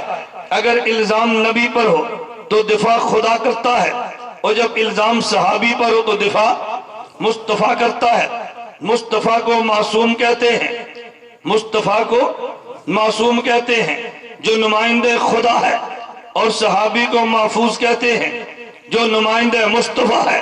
تو کہے گا یار بات سمجھ نہیں آئی، جب نبی نمائندہ خدا وہ معصوم ہے، صحابی نمائندہ مصطفیٰ، یہ محفوظ کیوں ہے؟ میں نے کہا تھوڑی سی حیثیت میں فرق سمجھنا۔ ایک نبی کی ذات ہے، ایک پیغمبر کے صحابہ کی ذوات ہے۔ نبی ساری اس صفات نبی اکیلے میں جمع ہے، لیکن صحابہ میں نبی کی صفات تقسیم ہوئی ہے۔ صفات تو ساری موجود تھی، لیکن کسی میں غلبہ صداقت کا ہے، کسی میں غلبہ عدالت کا ہے، اور کسی میں غلبہ حیا کا ہے، کسی میں غلبہ شجاعت کا ہے، کسی میں غلبہ تدبر کا ہے، کسی میں غلبہ فقاہت کا ہے، کسی میں غلبہ امانت کا ہے۔ میرے جملے پہ غور کرنا، میرا نبی تو براہ راست سارے اوصاف خدا سے لیتا ہے، آگے امت میں تقسیم کرتا ہے۔ بخاری میں روایت موجود ہے انما انا قاسم واللہ یعطی، فرمایا میں محمد تقسیم کرتا ہوں، میرا خدا عطا کرتا ہے۔ اللہ نبی کو علم و عمل عطا کرتے ہیں، نبی علم و عمل تقسیم کرتے ہیں۔ ایبٹ آباد کے دوستو، جن کو نبی نے تقسیم کیا ہے وہ سارے پیغمبر کے صحابہ ہیں، آگے امت کو ملا ہے تو صحابہ کے واسطے سے ملا ہے، تو نبی میں سارے علوم وہ جمع ہے جو خدا نے تنہا نبی کو دیے ہیں، اور نبی کے سارے علوم تقسیم ہیں جو پیغمبر کے سارے صحابہ کو ملے ہیں۔ تو نبی تنہا نمائندہ خدا بنتا ہے، صحابی تنہا نمائندہ مصطفیٰ مکمل نہیں بنتا، بلکہ سارے صحابہ ملے تو پھر نمائندگی مصطفیٰ بنتی ہے، اور نبی اکیلا ہو نمائندگی خدا بنتی ہے۔ اکیلی نمائندگی خدا کو معصوم کہتے ہیں، اور صحابی اکیلا ہو اسے محفوظ کہتے ہیں۔ جب سارے جمع ہو جائے نمائندگی کامل بنتی ہے۔ اب صحابی کو نبی کی طرح معصوم کہتے ہیں، نہیں سمجھے؟ نبی اکیلا ہو تو معصوم، صحابی اکیلا ہو تو محفوظ، اور جب سارے جمع ہو جائے تو پھر نبی کی طرح معصوم ہے۔ نبی تنہا نمائندہ کامل ہے، یہ سارے ملے تو پھر نبی کی طرح نمائندہ کامل بنتے ہیں۔ شاید آپ کو یاد نہیں ہوگا، مجھے اچھی طرح یاد ہے، اسی مدرسے میں وہاں پہ سٹیج موجود تھا، میرے بیان بعد علامہ حیدری رحمت اللہ علیہ کا جلسہ تھا، اس کے بعد میں اور حیدری دام رحمت اللہ علیہ کبھی یہاں پہ جمع نہیں ہوئے۔ عنوان کیا تھا؟ چاند اور ستارے۔ آپ کو یاد نہیں؟ مجھے یاد ہے، عنوان کیا تھا؟ چاند اور ستارے۔ میں نے کہا تھا آپ بعد والو خطیب کو چھوڑو، وکیل کا نکتہ سمجھنا، ہم نبی کو چاند کہتے ہیں اور صحابہ کو ستارے کہتے ہیں۔ یہ بات کیوں کہتے ہیں؟ جب چاند بکھرتا ہے تو پھر ستارے بنتے ہیں، اور جب ستارے سمٹتے ہیں تو پھر چاند بنتا ہے۔ جب نبوت بکھرتی ہے اصحاب بنتے ہیں، اصحاب سمٹتے ہیں تو نبوت بنتی ہے۔ نبوت کا نام عصمت ہے، صحابی کا نام حفاظت ہے، عصمت جب بکھر جائے حفاظت بن جاتی ہے، اور جب عبادت سمٹ جائے تو پھر عصمت بن جاتی ہے۔ نبی نمائندے خدا تنہا معصوم ہے، صحابہ سارے ملائیں تو پیغمبر کی طرح معصوم ہے، اکیلے ہو جائے تو محفوظ ہے۔ اب ذرا میری بات کو سمجھنا، اگر پیغمبر کے صحابی ایک نہیں ہے بلکہ دو صحابہ ہیں اور نبی اکیلا ہے، میں ایک جملہ کہنے لگا، کیونکہ نبی معصوم ہے اور صحابی محفوظ ہے۔ اگر کوئی بندہ اعتراض صحابی پہ کرے تو دلیل میں نبی معصوم کو پیش کریں گے۔ کیا مطلب؟ بھئی جب نمائندہ نبی کا ہے تو دلیل میں نبی کو پیش کریں گے نا۔ میں ذرا اعتراض کا جواب دوں گا پھر تم پہ بات کھلے گی۔ اعتراض نمبر 1 سمجھنا، ایک شخص مجھے کہنے لگا حضرت امیر معاویہ رضی اللہ عنہ، حضرت علی المرتضی، آپ دونوں میں سے کس کو حق پہ مانتے ہیں؟ میں نے کہا میں باطل تو کسی کو نہیں کہتا، حق اور خطا تو ہو سکتا ہے، حق اور باطل نہیں ہو سکتا۔ حضرت علی بھی جنت والے ہیں، امیر معاویہ بھی جنت والے ہیں۔ مجھے بندہ کہنے لگا، اور یہ بندہ رافضی تھا، ہماری گفتگو سرگودا میں تھی، وہ مجھے کہنے لگا جب دو پارٹیاں لڑ پڑتی ہیں، ایک حق والی ہوتی ہے ایک باطل والی ہوتی ہے، ایک کا موقف غلط ہوتا ہے اور ایک ٹھیک ہوتا ہے، جب یہ دونوں لڑ پڑے ہیں مجھے بتاؤ باطل والا کون ہے، مجھے بتاؤ حق والا کون ہے، مجھے بتاؤ جنت والا کون ہے، مجھے بتاؤ جہنم والا کون ہے؟ میں نے کہا دونوں لڑے ہیں اور دونوں جنت والے ہیں، یہ دونوں لڑے ہیں تو دونوں حق والے ہیں۔ مجھے کہتے جی وہ کیسے؟ میں نے کہا یہ دونوں صحابی ہیں جنہیں محفوظ کہتے ہیں اور جس کے امتی اور نمائندے ہیں انہیں معصوم کہتے ہیں۔ اگر صحابی پہ الزام لگے تو دلیل میں معصوم کو لاتے ہیں۔ کہتے جی کیا مطلب؟ میں نے کہا میں قرآن کھول کے دوں گا، دو نبی ہوں گے دونوں لڑ پڑیں گے تو ان کے بارے میں فیصلہ مجھے سنا دے۔ کہتے کہاں لکھا ہے؟ میں نے کہا سلمہ حضرت موسیٰ بھی نبی ہے، حضرت ہارون بھی نبی ہے، موسیٰ علیہ السلام تو رات کے لیے گئے ہیں، ہارون پیچھے موجود تھے، قوم نے شرک شروع کر دیا، کچھ ہارون سے نرمی ہوئی ہے، موسیٰ علیہ السلام آئے ہارون سے جھگڑ پڑے ہیں، حتیٰ کہتے ہارون کی داڑھی اور بال کے سر کے بال پکڑ کے گھسیٹ لیا ہے۔ ہارون کہہ رہے ہیں یا ابن ام لا تاخذ بلحیتی ولا براسی، میری ماں کے جنے یہ آپ نے میرے ساتھ کیا کیا ہے، مجھے مارتے کیوں ہے؟ میں نے کہا مجھے یہ بتا، ادھر موسیٰ نبی ہے ادھر ہارون نبی ہے، دونوں میں اختلاف ہوا ہے، ایک نبی نے چھوٹے کو سر اور بالوں داڑھی کے بالوں سے پکڑ کے گھسیٹ لیا ہے، مجھے بتا حق والا کون ہے، مجھے بتا باطل والا کون ہے، مجھے بتا جنت والا کون ہے، مجھے بتا الیاذ باللہ جہنم والا کون ہے؟ مجھے کہتے دونوں جنت والے ہیں دونوں حق والے ہیں۔ میں نے کہا دو نبی لڑے تو دونوں جنت والے ہیں، ان کے نمائندوں میں اختلاف ہو جائے تو یہ بھی ان کی طرح جنت والے ہیں۔ جو تو نے اعتراض ان پہ کیا ہے میں نے دلیل میں نبی معصوم کو پیش کیا ہے۔ توجہ، میں ایک اور اختلاف کا جواب دے دو۔ آپ نے اختلاف تو سنا ہے، جواب کو سمجھا نہیں ہے۔ نبی کریم صلی اللہ علیہ وسلم بعد الوفات چارپائی پہ تشریف فرما ہے، اصحاب پیغمبر آگے، اصحاب کہنے لگے حضور وفات پاگے ہیں۔ حضرت عمر رضی اللہ عنہ کہنے لگے نانا میرے محمد زندہ ہے، اگر کسی نے کہہ دیا حضور وفات پاگے ہیں ابھی حضور اٹھیں گے اور تمہارے ہاتھ اور پاؤں کو کاٹ دیں گے۔ میرے دوستو مجھے تم بتاؤ اتنی موٹی سی بات حضرت عمر نہیں سمجھتے؟ الیاذ باللہ عام صحابہ نے کہا حضور وفات پاگے ہیں، حضرت عمر کیا کہتے ہیں؟ حضور توجہ کیا کہتے ہیں؟ حضور زندہ ہے۔ ایک بندہ کہتا ہے جی دیکھو، میں نے کہنا نا بات سمجھنا، تو جب اختلاف دو محفوظ میں ہوا تو پھر دلیل میں نبی کو پیش کر، دلیل میں معصوم کو پیش کر۔ معصوم نبی بھی ہوتا ہے، معصوم فرشتے بھی ہوتے ہیں۔ صحابہ کہنے لگے حضور وفات پا گئے، حضرت عمر کہنے لگے نہیں نہیں حضور تو زندہ ہے، خبردار کسی نے کہہ دیا وفات پا گئے۔ میں نے کہا جب ان میں اختلاف ہے، کہتے جی غلط کون تو ٹھیک کون؟ میں نے کہا دونوں ٹھیک ہے۔ کہتے دلیل کیا ہے؟ میں نے کہا حضور پاک سو رہے تھے، پھر تو فرشتے دو خواب میں آگئے، ایک نے کہا حضور سو رہے ہیں، دوسرا کہتے حضور جاگ رہے ہیں۔ حضرت عمر نے کہا حضور زندہ ہے، بقیہ نے کہا حضور وفات پا چکے ہیں۔ ایک فرشتہ کہتے جاگتے ہیں، ایک کہتے سوتے ہیں۔ حضور جب خواب سے بیدار ہوئے فرمایا دیکھو آج میں سو رہا تھا، دو فرشتے آگئے، ایک نے کہا حضور سو رہے ہیں، ایک کہتے جاگ رہے ہیں۔ میں محمد یہ فیصلہ کرتا ہوں یہ دونوں بالکل ٹھیک ہے۔ حضور دونوں کو کیسے ٹھیک ہے؟ فرمایا جن کی نگاہ میری آنکھ پر ہے اس نے کہا حضور سو گئے ہیں، اور جن کی نگاہ میرے دل پر ہے وہ کہتے حضور جاگتے ہیں۔ حضرت کاروی فرماتے تھے عام صحابہ کی نگاہ نبی کی آنکھ پر ہے، کاری وفات پا گئے ہیں، عمر کی نگاہ دل پر ہے کہ حضور اب بھی زندہ۔ تو اگر اختلاف ان میں ہو تو دلیل میں اسے پیش کرو نا، آپ کے چہرے مرجھایا نہ کریں۔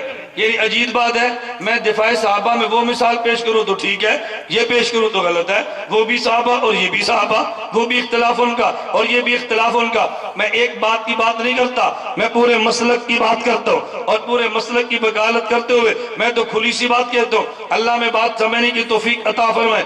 ایک دوست کہنے لگا تو پھر جو صدیق نے فتویٰ دیا اسے مان لو۔ میں نے کہا میں مانا بھی ہوں، سمجھا بھی ہوں، تو شاید مانا ہے سمجھا نہیں ہے۔ تیرے کیا مطلب؟ میں نے کہا صدیق نے بات سمجھائی ہے۔ فرمایا عمر بات کو سمجھو، نبی کا دل جاگتا ہے لیکن جب حضور سو جائے تو کہتے کیا ہیں؟ حضور سو گئے ہیں یا حضور جاگتے ہیں؟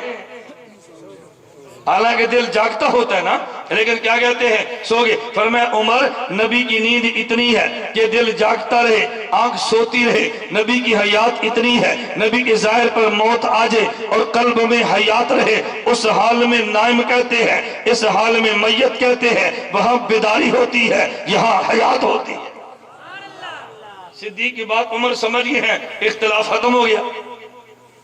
اور ابو بکر صدیق کے خاندان میں سے مولانا قاسم نانوتوی ہے، صدیق کے فلسفے کو پھر مولانا قاسم نانوتوی نے بیان کیا ہے۔ توجہ رکھنا، میں چھوٹی سی بات کہتا ہوں، بات چل پڑی، میں ایک سوال کا جواب دیتا ہوں۔ مجھے ایک بندہ کہنے لگا کہ مولانا صاحب یہ فرمائیں کہ نبی پاک صلی اللہ علیہ وسلم کے جانے کے بعد ان کی بیویوں سے نکاح کرنا جائز ہے یا حرام؟ بتاؤ بلند آواز سے، جائز یا ناجائز؟ کیوں؟ بولو نا اور اونچی آواز سے۔ کون ہے؟ روحانی جسمانی؟ بولتے جاؤ۔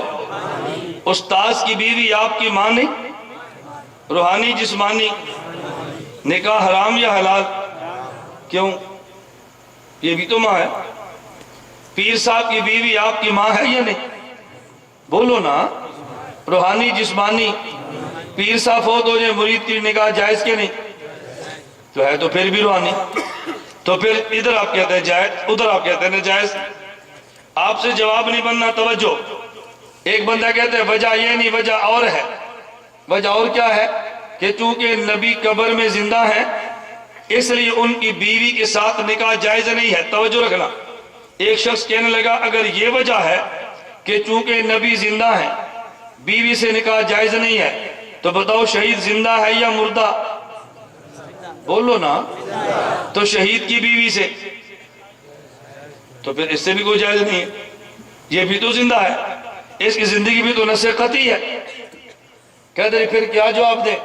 میں نے کہا جواب نہ دو، مولانا قاسم نانوتوی کے فلسفے کو سمجھو، مولانا قاسم نانوتوی رحمۃ اللہ علیہ کے فلسفے کو سمجھو۔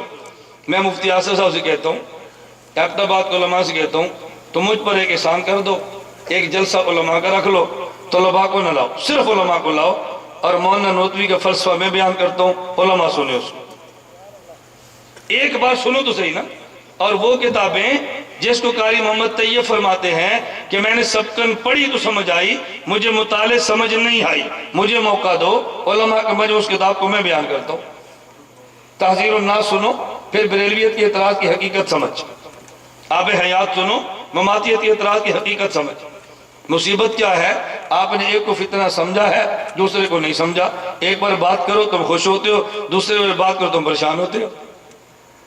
جب فتنے دونوں ہیں تو دونوں کی تردید کرو، ایک فتنہ ہے تو ایک کی تردید کرو۔ ہم ایک کی نہیں، ہم فتنے کی بھی تردید کرتے ہیں، فتنے کی بھی تردید کرتے ہیں۔ بات ٹھیک ہے غلط ہے؟ بولتے نہیں ہو، تم پریشان ہونا شروع ہو جاتے ہو۔ بابا ہم پریشان نہیں ہیں، جو فتنہ ہے وہ فتنہ ہے، جو فتنی ہے وہ فتنی ہے۔ اللہ میں فتنیوں سے بھی محفوظ رکھے، اللہ میں فتنوں سے بھی محفوظ رکھے۔ میرا عنوان نہیں تھا، میں صرف ایک بات کہہ رہا تھا، مولانا نانوتوی کا فلسفہ سمجھو۔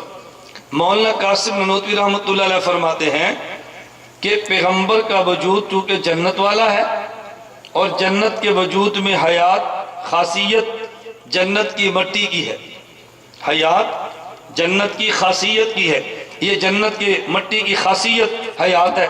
پیغمبر کا وجود چونکہ جنت والا ہے، اس کی مثال یوں دیں گے کہ جیسے پٹرول کی خاصیت حرارت ہے، پانی کی خاصیت برودت ہے۔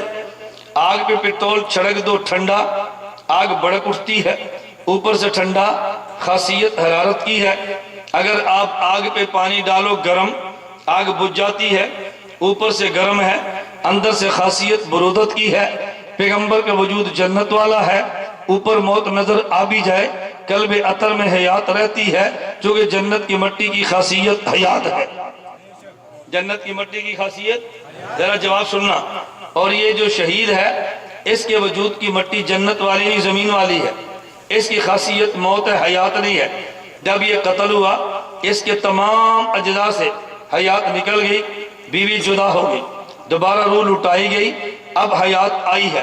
اب اس وقت حیات آئی جب بیوی نکاح سے نکل چکی تھی، تو جب پیغمبر پہ موت آئی تو پورے وجود سے روح سمٹ کے قلب عطر میں آئی، تو تمام اجزاء سے روح کی علیحدگی نہیں ہوئی، پورے اجزاء سے الگ ہو گئی، لیکن قلب عطر سے حیات کا تعلق رہا۔ تو نبی پر موت آنے کے باوجود قلب عطر سے علاقہ جو کہ موجود تھا، نبی کی بیوی نکاح سے نکلی نہیں ہے، روح کا اعادہ ہو گیا، تو روح پیغمبر کی بیوی اب بھی نکاح میں ہے۔ شہید کی حیات تمام اجزاء سے منقطع ہو گئی، بیوی نکاح سے نکل گئی، نبی کی روح تمام اجزاء سے الگ ہو گئی، لیکن جسم سے قلب عطر سے تعلق کیونکہ باقی تھا، اس لیے ایک سیکنڈ کے لیے بھی نبی کی بیوی نکاح سے نکلی ہی نہیں ہے، اس لیے نبی کی بیوی سے نکاح حرام ہے، شہید کی بیوی سے نکاح حلال ہے۔ ننوتوی کا فلسفہ چھوڑ دو، اس کے بعد آپ جواب دو، تو آپ دیکھنا کتنا مشکل ہے۔ اللہ مجھے اور آپ کو بات سمجھنے کی توفیق دے۔ تو میں نے عنوان کیا سمجھایا؟ نبی نمائندہ خدا اور صحابی نمائندہ اعتراض نبی پر ہو تو جواب خدا دیتا ہے، اعتراض صحابی پر ہو تو جواب بولیے کون دیتا ہے؟ مصطفیٰ دیتا ہے۔ کبھی اعتراض لگنے کے بعد جواب دیتا ہے، کبھی اعتراض لگنے سے پہلے دیتا ہے۔ امیر معاویہ رضی اللہ عنہ پر میں ایک بات کہنے لگوں، امیر معاویہ پر اعتراض نبوت کے دور میں نہیں لگے، نبوت کے دور کے بعد لگے ہیں، لیکن نبی نے اعتراضات کا جواب اعتراض لگنے سے پہلے دیا ہے۔ آپ کو جی کیسے دیا؟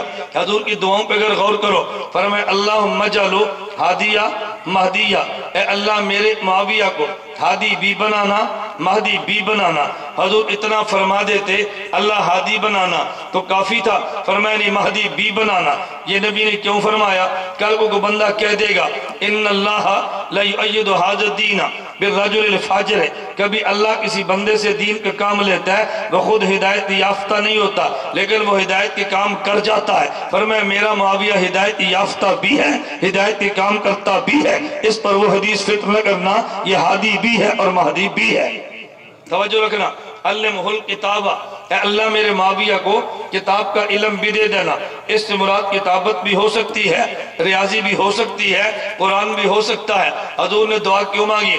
بات کو سمجھنا، امیر معاویہ کی خلافت کے دور میں آخری حدود تک اسلامی سلطنت چونکہ پھیل چکی ہے، تو جتنی بڑی حکومت ہوتی ہے اگر اس کو چلانے والا بندہ خود حساب کتاب کو نہ جانتا ہو تو لوگ اس میں کمی بیشی کر بھی سکتے ہوں گے، لیکن جب وہ خود حساب جانتا ہوگا اسے دھوکہ دینا بہت مشکل ہے۔ فرمائے علمہ الکتابہ، اللہ اس کے نچلے تو سیکھیں گے، اس کو بھی کتابت کا علم دے دینا تاکہ نچلے اس کو دھوکہ نہ دے سکے۔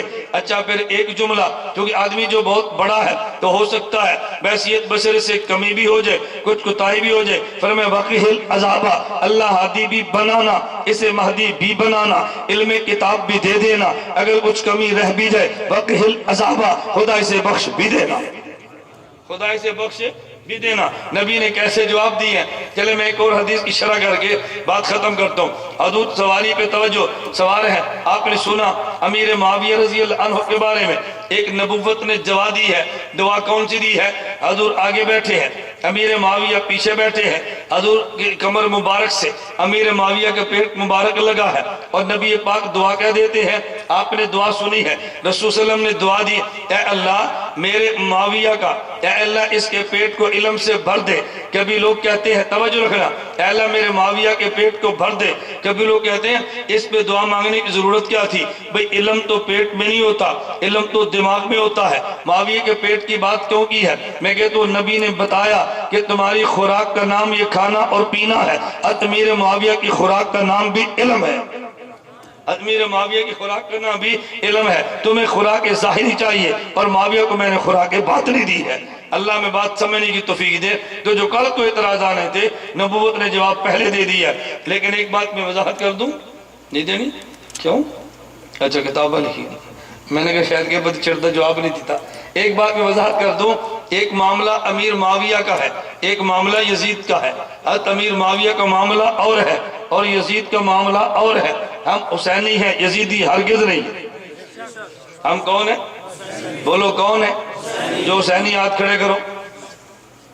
ہم کون ہیں؟ حسینی یا یزیدی؟ ہاتھ کھڑے کرو، کون ہے؟ حسینی یزیدی؟ ہم حسین والے یزید والے؟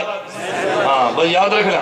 کبھی لوگ کہتے ہیں، توجہ رکھنا، اور جی اگر یزید برا تھا، اگر وہ فاسق تھا تو صحابہ نے بیعت کیوں کی تھی؟ میں نے کہا بیعت ہونا دلیل تقوی نہیں ہے۔ یہ بات توجہ سمجھنا۔ صحابہ کا اختلاف اجتہادی تھا۔ صحابہ کا ذوق یہ تھا ایک بندے میں فسق بھی ہو اور ایک بندے میں تدبر بھی ہو۔ توجہ رکھنا، کیا ہو؟ فسق بھی ہو اور ساتھ تدبر بھی ہو۔ امور سلطنت چلانے کے لیے تقوی نہیں، تدبر چاہیے۔ انہوں نے کہا اگرچہ تقوی نہ بھی ہو لیکن چونکہ تدبر موجود ہے، اس کو خلافت کے امور دے دو، اس وجہ سے دو تاکہ امور سلطنت چلتے رہے۔ اس کا معنی یہ نہیں تھا، انہیں اعتماد تقوی پہ کیا تھا، فسق بھی موجود تھا، خلافت بھی موجود تھی۔ ہم امیر معاویہ کو کافر، حضرت امیر معاویہ کے بیٹے یزید کو ہم کافر ہونے کی بات نہیں کرتے، ہم فاسق ہونے کی بات کرتے ہیں۔ ایک بندہ کہتا ہے ان کے تو حضور نے دعا مانگی تھی، گناہ تو معاف ہو چکے۔ میں نے کہا کون سی دعا؟ کہتا ہے تمہیں پتہ نہیں ہے؟ نبی پاک صلی اللہ علیہ وسلم نے فرمایا تھا اے اللہ جو قسطنطنیہ کے جہاد میں جائے کان مغفورا لہم، ان کے سارے گناہ معاف ہے۔ یہ نبی نے بشارت دی ہے کہ جو قسطنطنیہ کے جہاد میں جائیں گے ان کے سارے گناہ معاف ہیں۔ تو یزید بھی تو قسطنطنیہ کے جہاد میں تھے، ان کے گناہ تو سارے معاف ہیں، تم نے فاسق کیسے کہہ دیا؟ اچھا مجھے بتاؤ، اللہ کے نبی فرمائے کہ جب آدمی فجر کی نماز کے لیے وضو کرے اور اپنے اعضائے وضو کو دھو لے، اس کے پچھلے گناہ سارے معاف ہو گئے؟ ہوتے ہیں کہ نہیں؟ بولیے نا۔ اور زور کی نماز پڑھے تو پچھلے سارے گناہ۔ اب کیا مطلب کہ زور کی نماز پڑھنے سے پچھلے گناہ معاف ہو گئے یا جو زور کی بات کرے گا وہ بھی معاف ہو گئے؟ بولو نا۔ تو پہلے کے معاف یا بعد والے معاف؟ فرمایا جو قسطنطنیہ کے جہاد میں شریک ہے اس کی معافی۔ معافی کا معنی پچھلے گناہ یا اگلے گناہ؟ تو پچھلے معاف ہو گئے، اور یہ کرتوت تو بعد کی ہے، پہلے کے تو نہیں ہے۔ یہ نہ کرو کہ بعد والوں کی معافی مل گئی ہے، پہلے والوں کی مان لو تو بعد والوں تو پھر باقی ہے۔ اس لیے یزید کا معاملہ الگ ہے، امیر معاویہ رضی اللہ عنہ کا معاملہ الگ ہے۔ ہم یزید کا دفاع نہیں کرتے، حسین امیر معاویہ رضی اللہ عنہما کا دفاع کرتے۔ اگر کوئی اور دلیل سامنے نہ آئے نا تو وہ دلیل دیں جو سرگودے کے ایک مولوی صاحب کو ایک عام آدمی نے دی تھی۔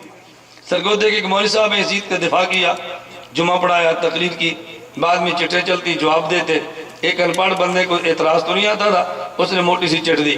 اس نے کہا علامہ صاحب آپ دعا فرمائیں قیامت کے دن میرا حشر حضرت حسین کے ساتھ ہو، آپ کا حشر سید یزید کے ساتھ ہو۔ اب اس پہ آمین بھی نہیں کہہ رہا، چپ ہے۔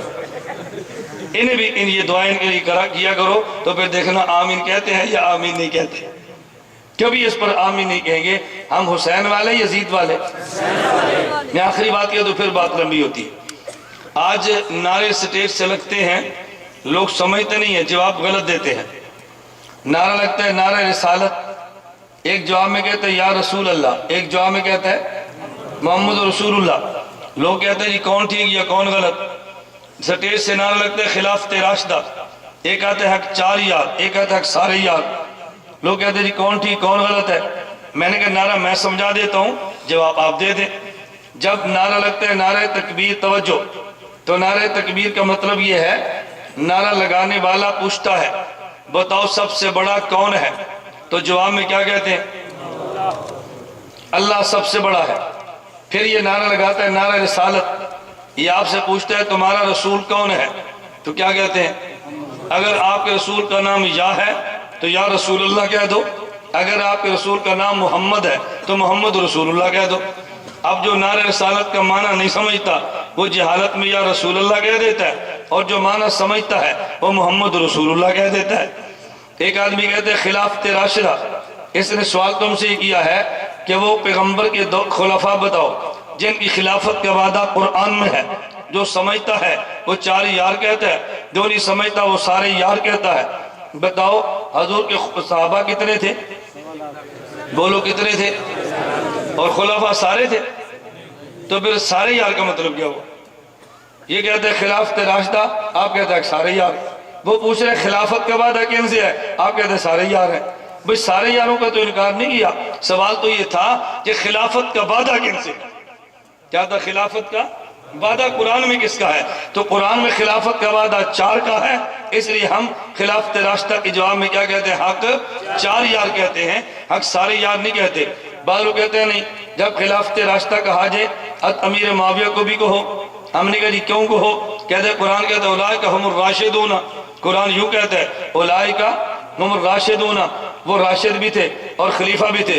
اور آپ اندازہ فرمائیں جہالت کی انتہا یہ ہے، میں نے ایک ویڈیو سی ڈی دیکھی ہے، آپ کے علاقے کے مولوی صاحب کی دیکھی ہے، مجھے اتنا تعجب ہوا، میں کہتا ہوں صداقت اور دیانت بھی سر پیٹتی ہوگی۔ وہ دلیل میں کیا کہنے لگے؟ مجھے کہتے ہیں تم امیر معاویہ کی بات کہتے ہو، میں تو مولانا زید الراشدی کو بھی خلیفہ راشد کہتا ہوں، تمہیں سی ڈی نہ ملے تو مجھ سے لینا، میں تمہیں دے دوں گا۔ تمہارے علاقے کے مولوی صاحب، اچھا دلیل کیا ہے؟ کہتے ہیں دلیل یہ ہے کہ مولانا زید الراشدی صاحب کالم لکھتے ہیں، اور کالم میں لکھتے تھے جب مجھے لوگ کہتے ہیں کہ آپ ہماری رہنمائی نہ، آپ ہمارے ساتھ کام کرو، میں کہتا ہوں میں کام نہیں کرتا، میں رہنمائی کروں گا۔ کیوں؟ اس لیے کہ ان کی مسجد کے سامنے شیراں والا باغ ہے، ادھر پہلوان کشتیاں کرتے ہیں، کچھ کشتیاں کرتے ہیں، کچھ کرواتے ہیں، جو کشتیاں کروائے اسے وہاں خلیفہ کہتے ہیں۔ تو میں کشتی کر نہیں سکتا، کشتیاں کروا سکتا ہوں، میں لڑ نہیں سکتا، گور دے سکتا ہوں، کہتے ہیں اس معنی میں خلیفہ ہوئے، اور راشدی وہ خود لکھتے ہیں تو خلیفہ راشد ہوئے۔ یہ آپ کے علاقے کی دلیل ہے، محقق دورہ کی دلیل ہے، یہ خلیفہ راشد ہونے کے۔ بتاؤ جب علم کی انتہا یہ ہو تو پھر ماتم نہ کریں اس علم کے اوپر، اور آپ پھر بھی بات نہیں سمجھتے۔ اچھا پھر کتابیں لکھتی ہیں کس پر؟ لال مسجد پہ، اور آپریشن کس کا کیا ہے؟ اپنے علماء کا۔ میں نے کہا عجیب بات ہے، بھائی کتاب لکھنی ہے تو اپنوں کا آپریشن نہ کرو، نہ غیروں کا آپریشن کرو۔ آپ پھر کہیں گے یزیدی سوچ ہے۔ میں ایک بات کیوں کہتا ہوں، جن دنوں میں لال مسجد کا قضیہ تھا، مجھے ساتھی کہنے لگے آپ کی رائے کیا ہے؟ میں نے کہا کیا پیدی کا شوربہ؟ میں اہل سنت والجماعت کا محقق تو ہوں نہیں، میں تو ناقل ہوں، میں کیا رائے پیش کروں گا؟ مجھے ساتھی کہنے لگے حضرت قاضی عبدالرشید رحمۃ اللہ علیہ، ان کی کردار تو حسین والا تھا، پرویز مشرف کے کردار تو یزید والا تھا، آپ کس کے حامی ہیں؟ یزیدی کردار کے، حسینی کردار کے؟ میں نے کہا ایک کردار اور بھی تھا جس کا آپ نے ذکر نہیں کیا۔ مجھے کہتے وہ کون سا؟ میں نے کہا جب حضرت حسین چلے تو کسی نے روکا بھی تھا؟ بولو وہ کون تھے؟ صحابہ۔ اچھا، اور حضرت حسین کے ساتھ تھوڑے گئے یا سارے گئے تھے؟ میں نے کہا سامنے یزید، ادھر حسین، اچھا باقی جمہور صحابہ، ادھر غازی عبدالرشید، ادھر یزید، اور ادھر جمہور علماء۔ تو ان کا کردار حسین والا، ان کا کردار یزید والا، اور جمہور علماء کردار جمہور صحابہ والا۔ میں نے کہا پوری بات کرو نا، تم نے کہا اپنے کابر کو رگڑا لگا دیا لال مسجد کی آڑ میں۔ تو جس طرح جمہور صحابہ یزید اور حسین تھے، جمہور علماء یزیدی اور حسینی کردار تھا۔ ہم حسینی کردار کو مانتے ہیں، یزیدی کردار پہ لعنت بھیجتے ہیں، لیکن جمہور صحابہ کی طرح جمہور علماء کا احترام بھی کرتے ہیں۔ آپ بتاؤ کیا کمی کیا رہ جاتی ہے؟ اب میں شیخ سلیم اللہ کس کھاتے میں ڈالوں؟ شیخ تقی عثمانی کس کھاتے میں ڈالوں؟ میں رائے بینٹ کے کابر کس کھاتے میں ڈالوں؟ قائد جمعیت مولانا فضل الرحمان دامت برکاتہم کس کھاتے میں ڈالوں؟ میں سمجھاؤ تو میری بات سمجھتے ہیں؟ اس لیے اتنی جلدی اپنے مشائخ پہ دھر رگڑا نہ کیا کرو۔ اور عجیبات اعتراض وہ کرتا ہے جس کا اپنا کردار ہی کوئی نہیں ہے۔ اپنا کردار صرف یہ ہے علماء کے خلاف زبان درازی کرو، نہ علماء کے خلاف زبان درازی نہیں کرتے، علماء کا دفاع کرتے ہیں۔ تو میری بات سمجھ گئے؟ نمائندہ خدا اور نمائندہ صحابی نمائندہ خدا ہے، نبی نمائندہ خدا اور صحابی نمائندہ مصطفیٰ ہے۔ ہم نمائندہ خدا کو بھی حجت مانتے ہیں، نمائندہ مصطفیٰ کو بھی حجت مانتے ہیں، انہیں بھی ایمان مانتے ہیں، انہیں بھی ایمان مانتے ہیں، انہیں بھی دلیل مانتے ہیں، انہیں بھی دلیل مانتے ہیں۔ انہیں نہ مانے تب بھی بے ایمان، انہیں نہ مانے تب بھی بے ایمان۔ اللہ ان دونوں کو ماننے کی توفیق عطا فرمائے۔ وآخر دعوانا ان الحمدللہ رب العالمین۔ الحمدللہ رب العالمین والصلاة والسلام علی رسولی وعلی آلہ واصحابہ اجمعین۔ اے مولا کریم ہمارے گناہوں کو معاف فرما، خطاؤں سے درگزر فرما، جائز حاجات کو پورا فرما، مشکلات کو دور فرما، عافیت کے ساتھ دین کی خدمت کے لیے قبول فرما۔ اے میرے مولا کریم مفتی آصف صاحب زیدہ مجدو کے اس ادارے کو ظاہری اور باطنی ترقیاں عطا فرما، ساری ضروریات خزانہ غیب سے پوری فرما۔ جو احباب دور دراز کا سفر کر کے تشریف لائے ہیں ان تمام کا آنا قبول فرما، تمام بیماروں کو صحت عطا فرما، مقروضوں کے قرض مولا کریم تو ختم فرما، اے اللہ جو جیلوں میں اسیر ہیں ان کو رہائی عطا فرما، اے میرے مولا کریم جو مصیبت میں ہیں ان کی مصائب کو دور فرما، ہم سب کا خاتمہ بالایمان فرما، علماء حق کی حفاظت فرما، قیامت کے دن حضور اکرم صلی اللہ علیہ وسلم کی ہم سب کو شفاعت نصیب فرما، وصلی اللہ تعالی علی رسولی خیر خلقہ محمد و آلہ وسلم۔